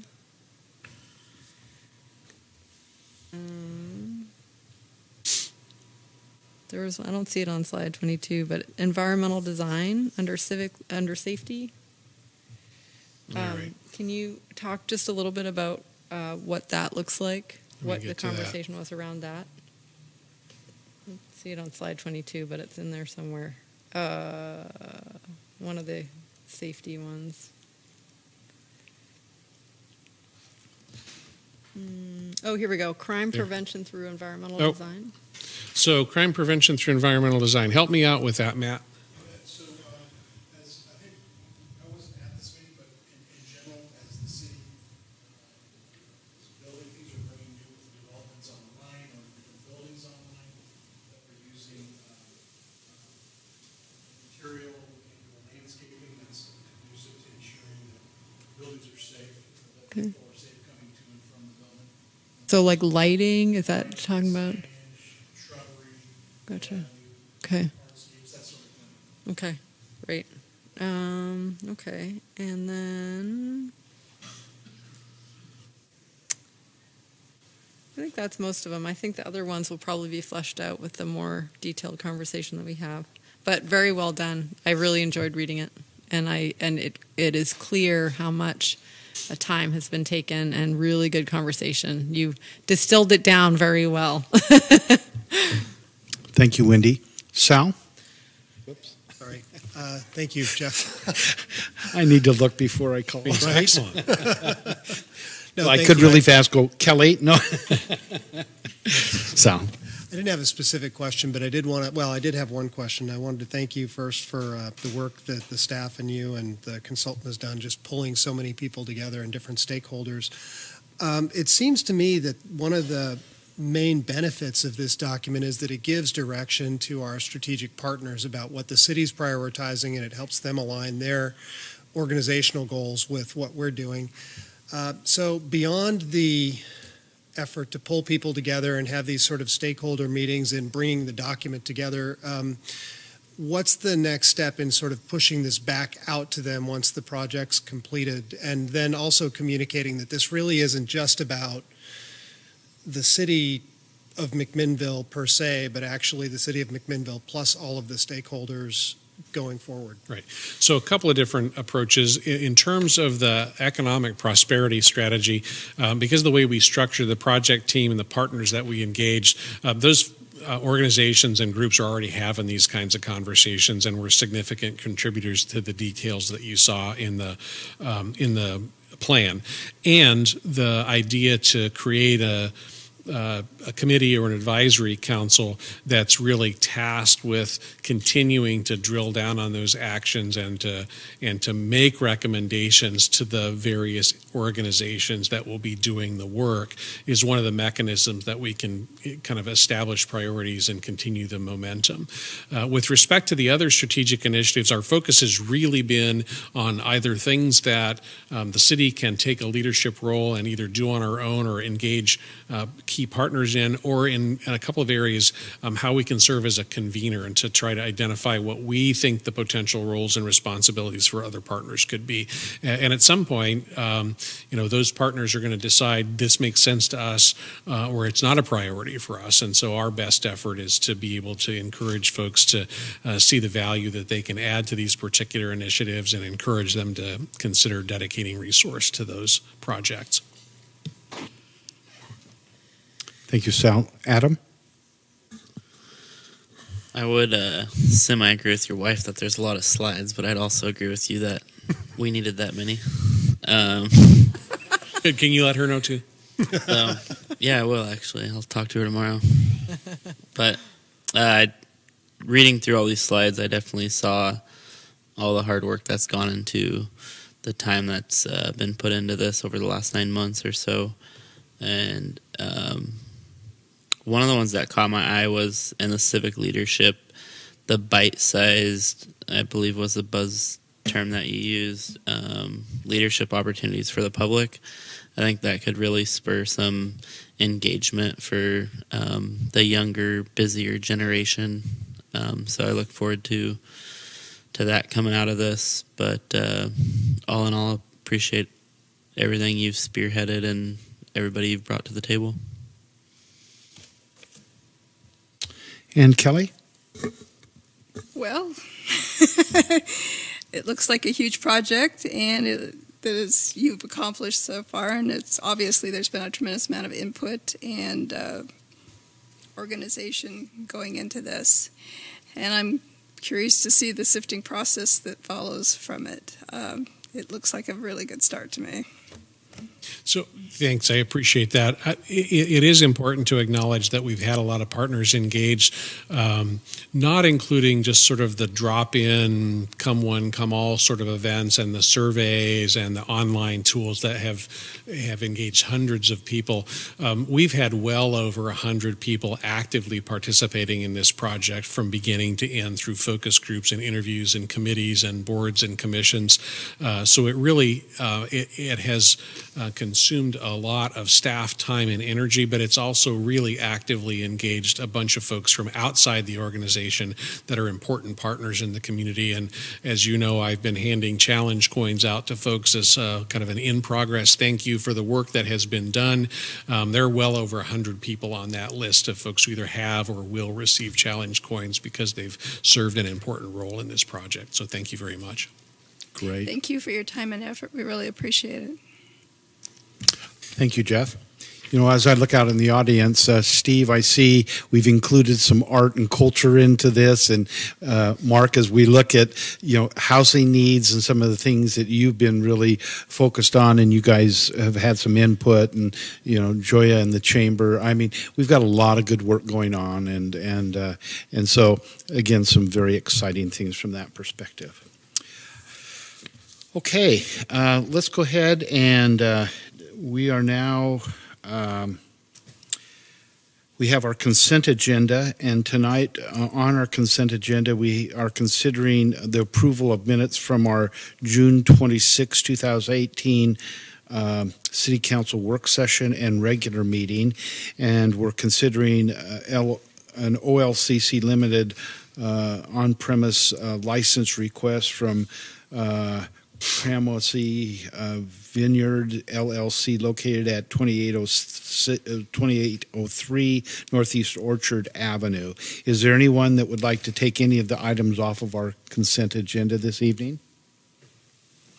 Hearing none, I would ask for a motion. So moved. And a second. It's been moved by Remy and seconded by Council President Menke. All in favor, please indicate by saying aye. Aye. Any opposed indicate by saying nay.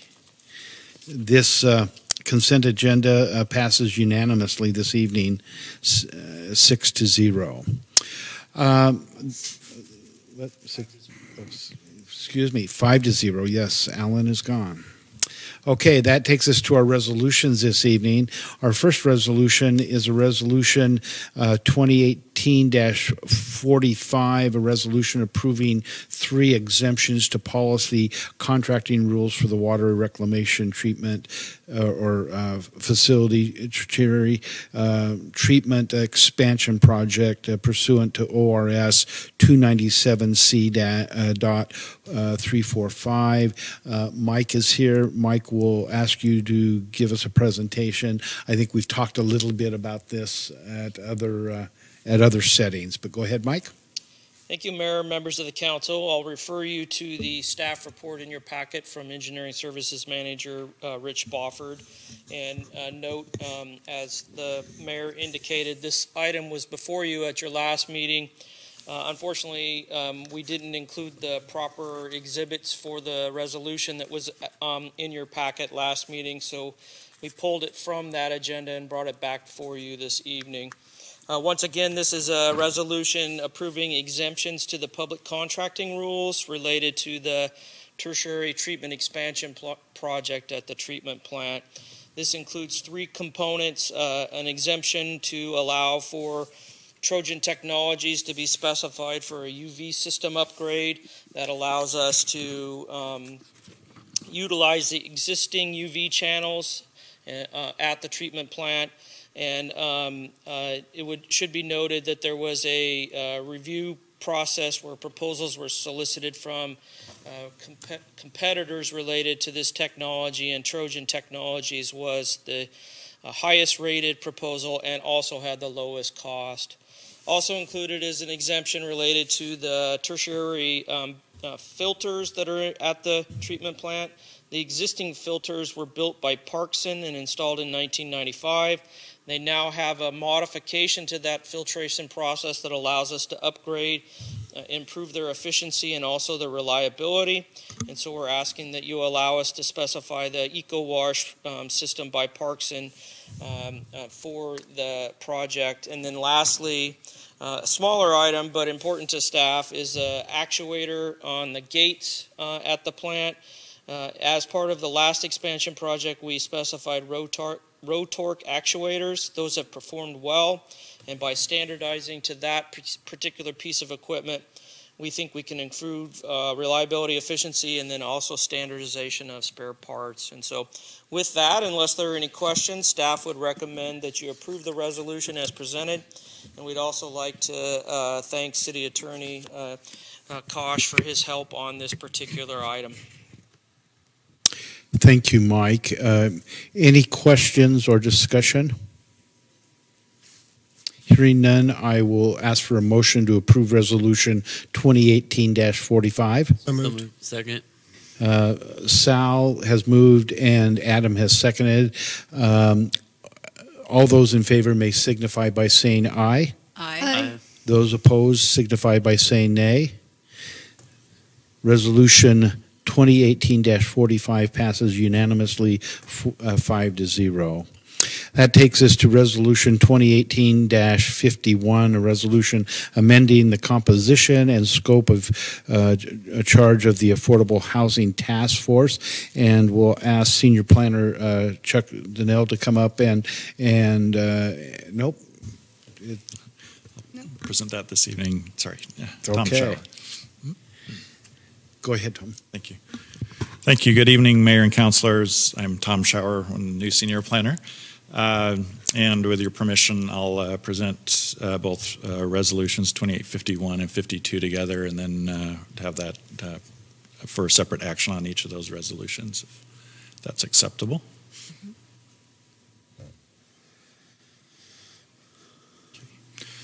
Resolution 2851 would amend the composition and a little slightly change the scope of charge of the Affordable Housing Task Force. So currently there are 9 members represented on the Affordable Housing Task Force. One of those is a non-voting representative from the Planning Department, and we'd be recommending that that position be replaced with a voting member as a citizen at large. And the scope of the committee charge would be to broaden the scope of the task force to address a wider range of affordable housing, and I'll talk about what that entails in a moment here. So at the August 22nd meeting of the Affordable Housing Task Force, they reviewed these changes and recommended approval of the changing composition and the scope of work. Essentially, the change in composition would provide a little broader representation, in that representative from the Planning Department that's on there now as a non-voting member. Planning Department staff will continue to support the committee, and so there will still be the benefit of the recommendations and staff support that comes to the task force. So the slide on the overhead indicates the change that would occur with the committee composition. And then with the scope of charge, currently the resolution that formed the Affordable Housing Task Force specifies that they're to bring forward recommendations that would related to items that encourage increased access and construction of housing for citizens earning 80% or less of median income. And the proposed change would increase that to include also citizens earning 120% less of median income. So typically 80% of median income is a level that's addressed as including both low and moderate income citizens.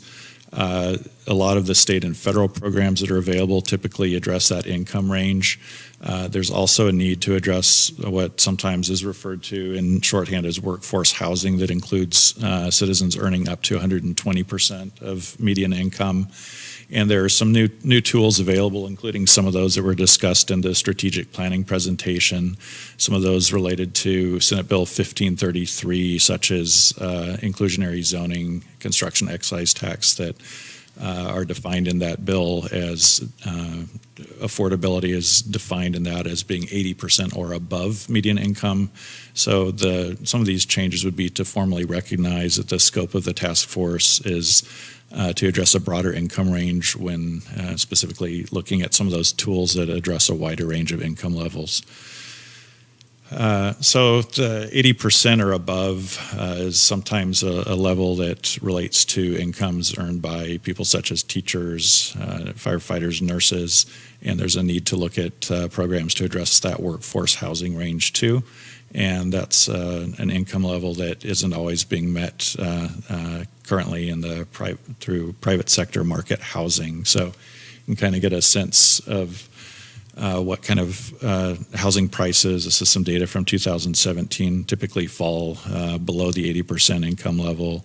This would push that level up of considering tools that could address a wider income range.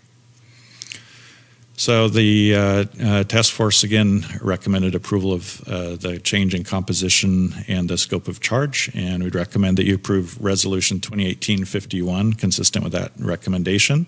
And then with, again, your permission, I'll move into the discussion of Resolution 2018-52 that addresses appointments to the resolution, and then present both those resolutions for separate motions. Okay, great, Tom. We'll take Resolution 2018-51 right now. Any questions for Tom? We've got 2 members on the council that sit on that committee, and so I think it's pretty straightforward. If I'm hearing no questions, then I'll ask for a motion. I so move. Second. And it's been moved by Kelly and seconded by Sal. All those in favor of resolution 2018-51, please signify by saying aye. Aye. Any opposed signify by saying nay. This resolution 2018-51 passes unanimously 5-0.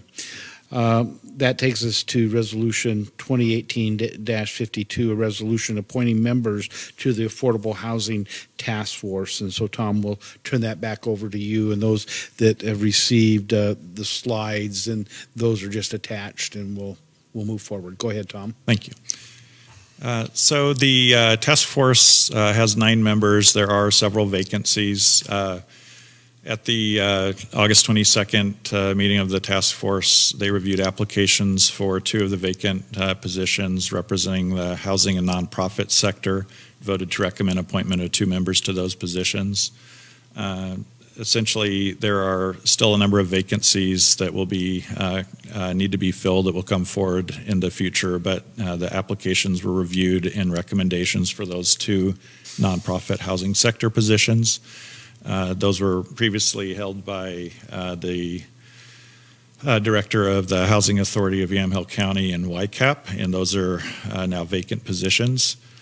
The applications for those that were recommended by the Affordable Housing Task Force were from Massey Casper, the new director of the Housing Authority of Yamhill County, and from Mary Stern, the director of the McMinnville Area Habitat for Humanity. So the recommendation is to approve the resolution appointing those members consistent with the recommendation of the Affordable Housing Task Force. Thank you, Tom. Again, any discussion? I know those that were a part of the task force met Massey the last meeting we have, and many of us have met Mary and know of her good work. So, okay. Go ahead, Sal. Yeah, I think those are 2 excellent appointments. Obviously, I think that the work of the housing subcommittee was probably slowed down a bit by the change in director at the Housing Authority and some other changes. My question is actually about the engagement of the county. I saw Lindsay Manfred, I know, is chairing the committee, but I'm wondering if there might be some further efforts that either you as staff or the committee in general can do to re-engage the elected officials at the county level, the policymakers, to participate in that committee? 2 different committees that you're talking about right now. I'm sorry. That's okay. Would you like me to expand? Yes, please. If that's okay. So the Housing for Homeless subcommittee is a subcommittee of the Affordable Housing Task Force, and we do have the county engaged on that level, both with Lindsay Manfred from Health and Human Services chairing that committee, and then additionally, Mary Starrett is a member of that committee as well. And this is the committee above that subcommittee. Sorry about that. Yeah. And with Massey, the Casper as an appointment, of course, he's with the Housing Authority of Yamhill County. So he has a broader scope as well outside of the city. Right, but I was actually specifically meaning engaging policymakers at the county level in general on both committees, not staff, and the Housing Authority is not the county of Yamhill County. Well, we actually have a number of people lined up to fill in some other empty positions. They haven't been formally decided on. That'll require another meeting, but they've submitted applications. Right. The committee composition was determined some time ago, 2 years ago. I understand that, but I'm specifically talking about that one seat on the committee, the one held by the county commissioner. I'm sorry if I'm not understanding. So there is the county commission, a member from the county commission. I guess what I'm saying is I've been to the meetings a few times and I haven't seen the commissioners there as often as I would like, and I'm just trying to suggest that we as a city might encourage a re-engagement I would say that I know our county commissioner wasn't at the last meeting, but that representative has been very engaged and done a tremendous amount of work on that committee. Okay, thank you. Okay. Any other discussion on the appointment of 2 committee members? Hearing none, I'll take a motion. So moved. And a second. It's been moved by Wendy and seconded by Adam. All in favor of approving Resolution 2018-52, please indicate by saying aye. Aye. Any opposed signify by saying nay. This resolution, 2018-52, passes unanimously 5-0. Tom, thank you for your work on that. Thank you. Thank you for your staff presence. This evening, this takes us to our ordinance, and we have a first reading with possible second reading of ordinance number 5058. We will now consider ordinance number 5058. Does any counselor object to having the ordinance read by title only? Hearing none, we'll have the city attorney please read the ordinance into the record.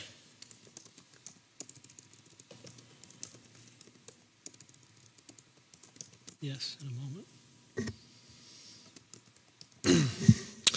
This is the first reading of ordinance number 5058, an ordinance amending the comprehensive plan map designation from industrial to residential on an existing property and lot of record, and rezoning said property from M1 light industrial to R4 multiple family residential. Thank you, David. Chuck is going to present from the planning department the information for us tonight. Welcome. Thank you, Mr. Mayor and councilors. So this is an ordinance to amend the comprehensive plan map and also change the zoning classification of a property. The property is located on right near the intersection of Lafayette Avenue and McDaniel Lane. It's bounded on the south by the railroad tracks and surrounded by other residentially developed property to the north and west. Specifically, the request is to amend the existing comprehensive plan map designation from industrial to residential, as you can see on the screen. And concurrently then, the request is to rezone the property from M1 light industrial to R4 multiple family residential. So looking through the applicable review criteria in zone change and a comprehensive plan map amendment, they both follow the same criteria. The first is that it's consistent with the policies in the comprehensive plan, and I'll touch on a number of those here, but staff in reviewing the application thought that the most applicable was the housing chapter of the comprehensive plan and the goals and policies related to that. There's policies that call for the city to provide opportunities for a variety of types of housing at a variety of densities, and encouraging a compact form of urban development and directing residential growth close to the city center and areas where there's urban services available to serve that type of development. Looking at some of the larger scale changes in the comprehensive plan in terms of land use change, we've looked back at our acknowledged economic opportunities analysis and buildable lands inventory. And the economic opportunities analysis from 2013 identifies a surplus of industrially zoned land in the city. And then looking at our most recent acknowledged buildable lands inventory, which identified a need for residential land of quite a large number of acres. So the change from industrial to residential would take away from that surplus, but also address the deficit of residential land in our acknowledged land use planning documents. Specifically in regards to zone change, the buildable lands inventory, the last one that was acknowledged, identifies a need for R4, which is the higher density residential land, of about 162 acres. Since the time that this was completed, there's been about 50 acres rezoned to R4, so this request of about an additional acre would continue to address that deficit that was identified at that time. The next applicable criteria is that the proposed amendment and zone change is orderly and timely, considering the pattern of development in the surrounding area. This is kind of a unique area of the city. It's a transitional area between a more solid commercial and industrially zoned area south of the railroad tracks to the predominantly residential area to the north. You can see on the comprehensive plan map here that there are a number of different properties that are bounded on the south by the railroad tracks and a variety of different land use designations there, both residential and industrial. So the change to residential is not completely inconsistent with that. Same thing goes for the zoning of the surrounding area as well. There is other residentially zoned land in the surrounding area.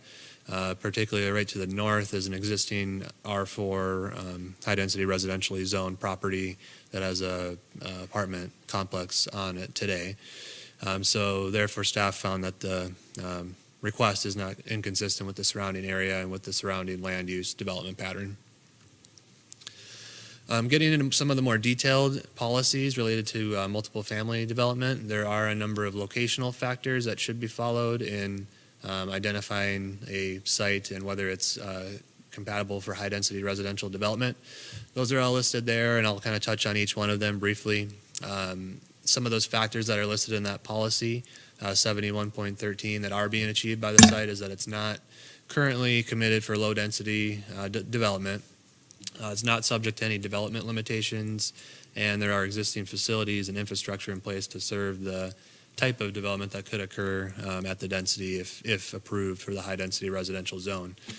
A pre-application meeting was held with the applicant a while back, and there was no issues identified there from the city's engineering department or any other public agencies in regards to serving the site. One of the policies calls for there being transit service within a quarter-mile of the site. There is transit service on Lafayette Avenue with scheduled stops at Orchard and Riverside. Riverside being within a quarter-mile of the subject site, very close to that. Multiple transit lines run down Lafayette Avenue and provide commuter service to Tigard and Hillsborough, but also go down to the transit center where someone can make a connection there to local routes. Another policy is that high-density residential lands within a quarter-mile of commercially zoned property. There is a number of commercially zoned properties within a quarter-mile of this site around the Lafayette Avenue corridor. Some of those policies that aren't being met, or the locational factors that aren't being met, one of those is providing buffering from low-density residential areas that are adjacent. Having access to a major collector or major arterial. McDaniel Lane is classified in the transportation system plan as just a minor collector, and then having adjacency to public or private open space. And I'll touch on all three of these items a little bit more in the conditions of approval that you may have seen in the ordinance.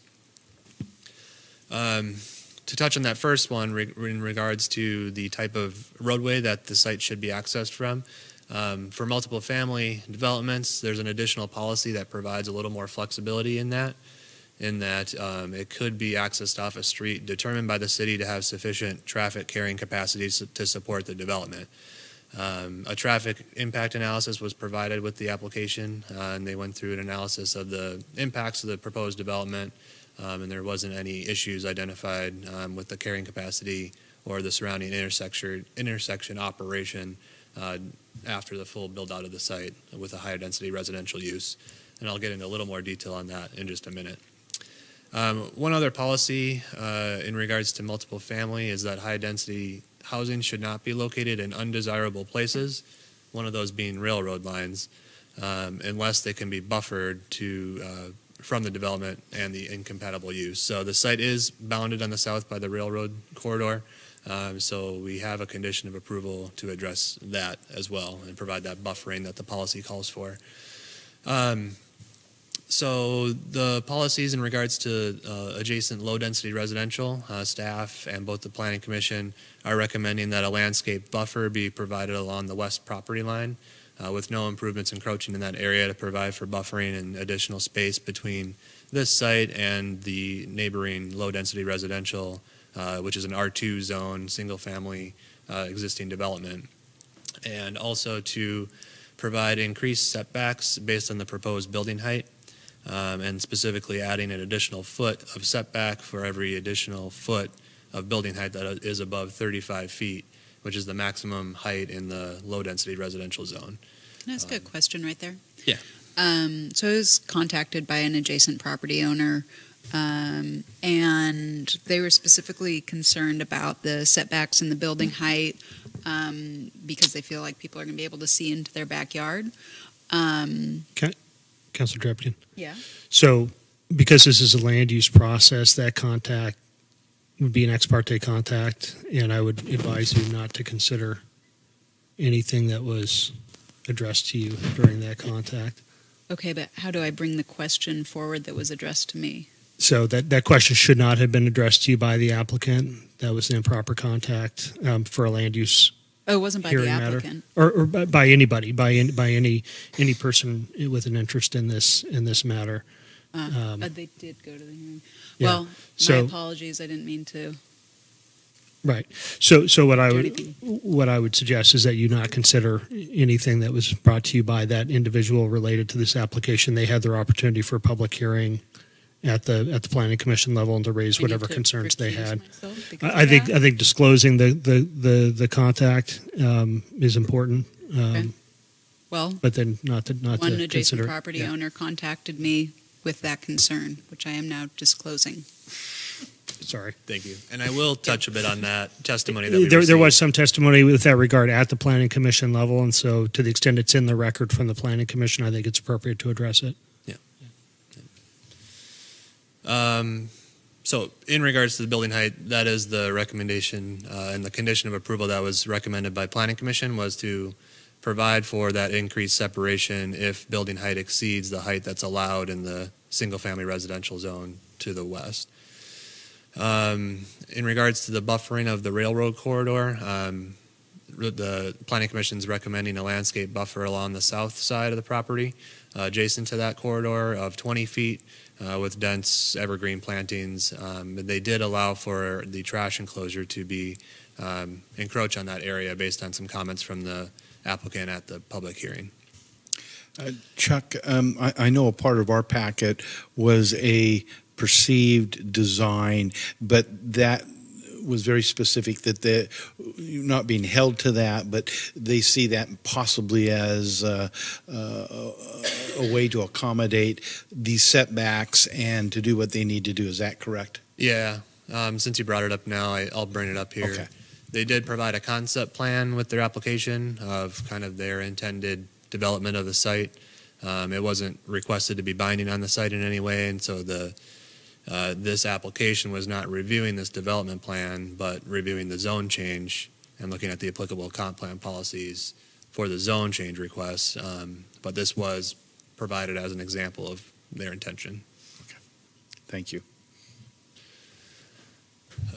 One last condition of approval that's being recommended by Planning Commission is to provide a dedicated contiguous open space area on the site, and that's in response to the policy that requires adjacency to public or private open space. At the public hearing, the staff original recommendation was to provide an area that's 10% of the site area for that open space.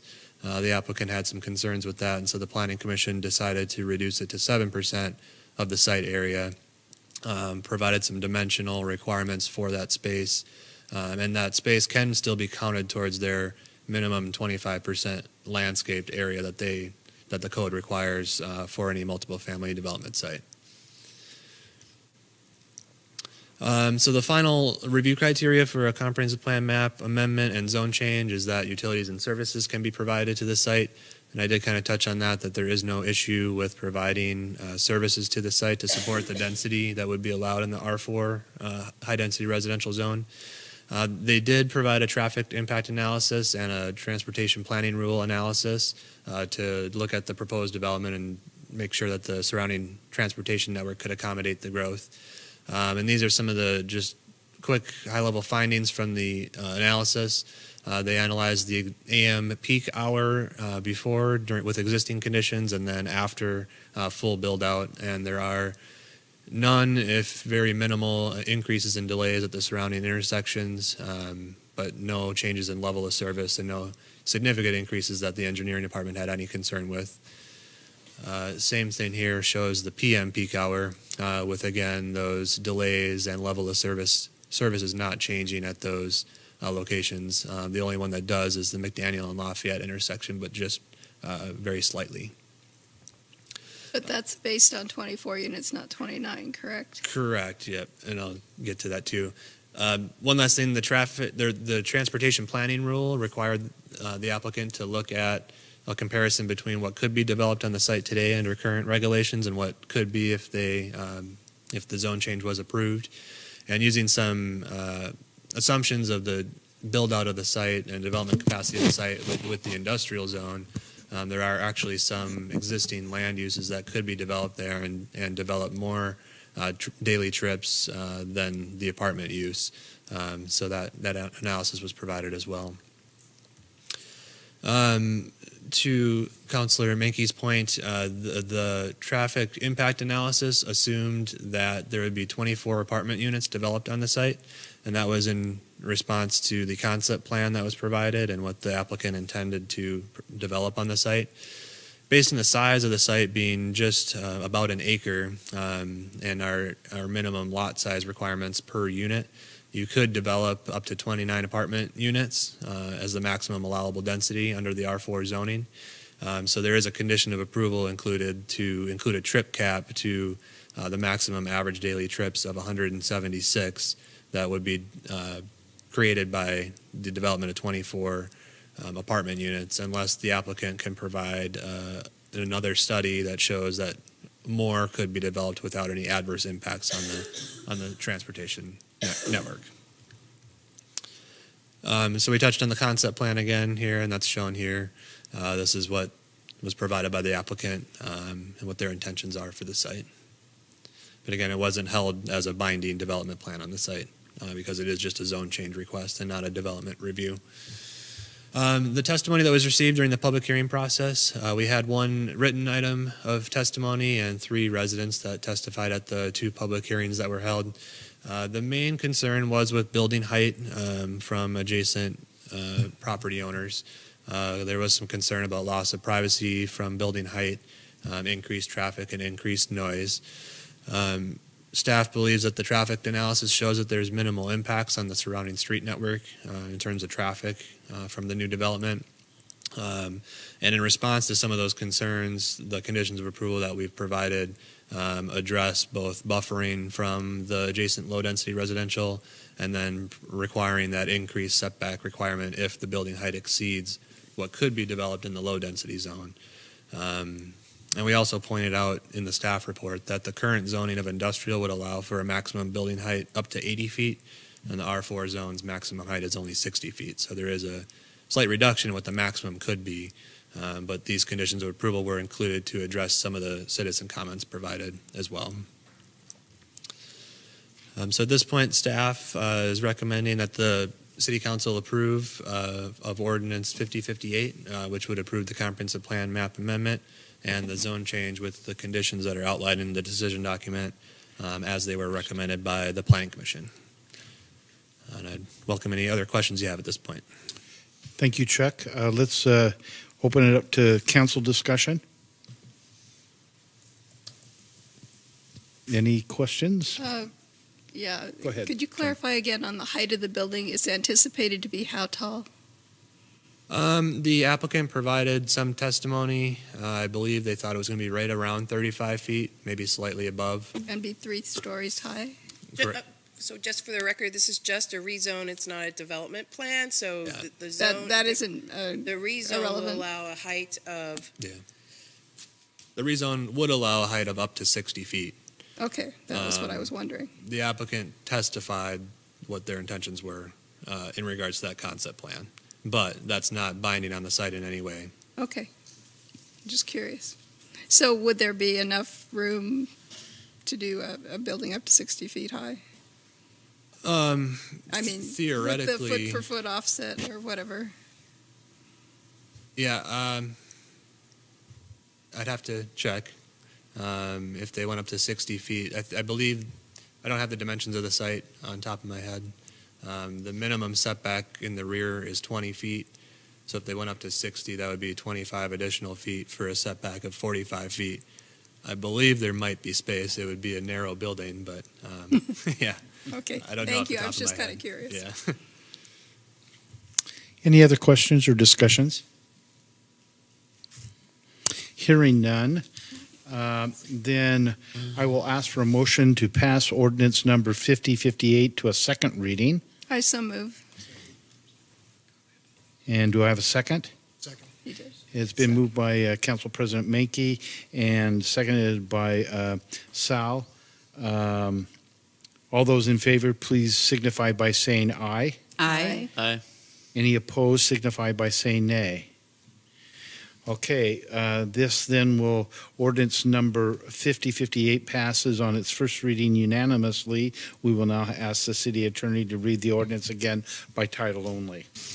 This is the second reading of ordinance number 5058, an ordinance amending the comprehensive plan map designation from industrial to residential on an existing property and lot of record, and rezoning said property from M1 light industrial to R4 multiple family residential. Thank you, David. I will ask him for a motion to adopt ordinance number 5058 I so move. and a second. Second. It's been moved by Council President Menke, seconded by Wendy. I'll ask the city recorder to poll the council. Counselor Drapkin? Aye. Counselor Garvin? Aye. Counselor Peralta? Aye. Counselor Stassens? Aye. Council President Menke? Aye. After roll call, ordinance 5058 passes unanimously 5-0. That takes us this evening to just advice and information of items, reports from counselors on committee and board assignments. I'll start with Adam. We have a YCOM meeting coming up, but other than that, nothing to report. Sal? No new report tonight. Kelly? Not a lot of regular meetings. I did get to go to the SEDCOR award ceremony, and it was very interesting. A lot of interesting new businesses and options dealing with hemp and really interesting lumber lamination type of things. So it was a very interesting program, and I think Marion County got the best service award. So for the overall award. So at any rate, it was good. And then I had a really wonderful opportunity to go hand out awards at the public library just the other day. Oh, good. Unfortunately, I would have shared it with Sal, but he got sick. So. Well, thank you. Wendy? Our Urban Renewal Advisory Committee meeting was canceled this month, but they're continuing to work on the two projects that we already have talked about previously that we're talking about doing a loan program with. And we will have our next meeting the first Wednesday of October. Great. Thank you. We'll wait just a moment.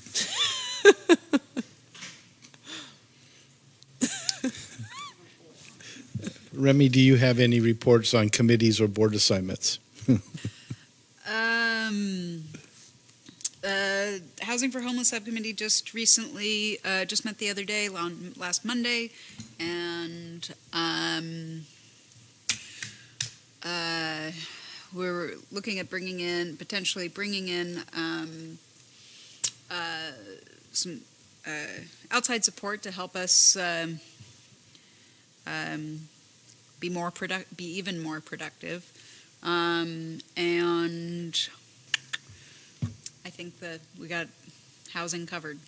Thank you. Okay, thank you. Chief?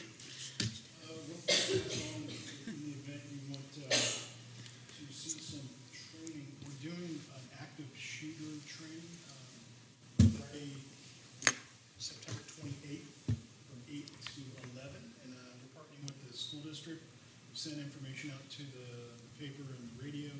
They choose to be there, but also for your education training program working with the middle schools and the teachers, their staff, how we respond if you're interested, Friday the 28th from 8 to 11 at Patton High School. Or give me an email and I'll provide you with additional details if you'd like to attend. Thank you. And we now have our two school resource officers assigned. Is that correct? Yes, we do. Okay. They're both there. They're doing well. Great. Marcia? Thank you, Mr. Mayor. I do have a memo in the packet that is an update on the fiscal year results for 2017-18. And I just do want to emphasize these are preliminary unaudited numbers. However, it appears that we will be in the neighborhood of a 28 to 29% reserve at June 30 of 18. And it's very much within the variances that we typically see every year. If we look at what we estimated for revenues, our actual will be about 2% better than that. And our expenditures, the estimated number, our expenditure, the variance there will be about 3% better. So I just wanted to mention that at this point, that it looks like that's where we're at, 28 to 29% at the end of the 17-18 fiscal year.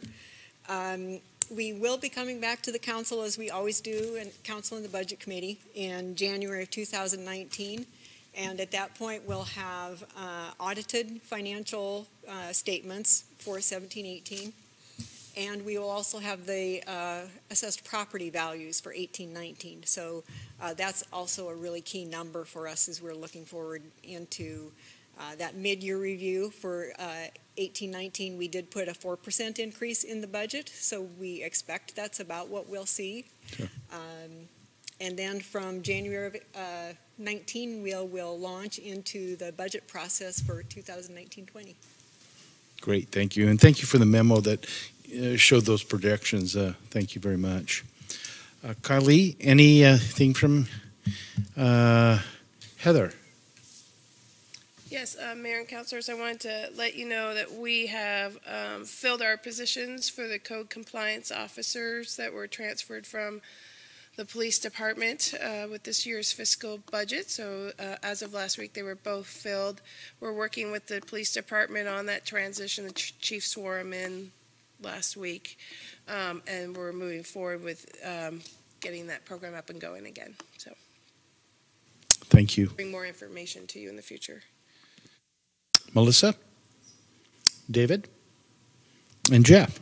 A couple of calendar reminders. On Thursday evening, Linfield College will host a screening of Red, Black, and White, a documentary about the wine industry, and 3 winemakers from diverse backgrounds, including our own Councilor Drabkin. The movie's getting a little bit of buzz on the movie awards circuit, as I understand it. So that's a free screening, starts at 7 o'clock. On campus at Linfield.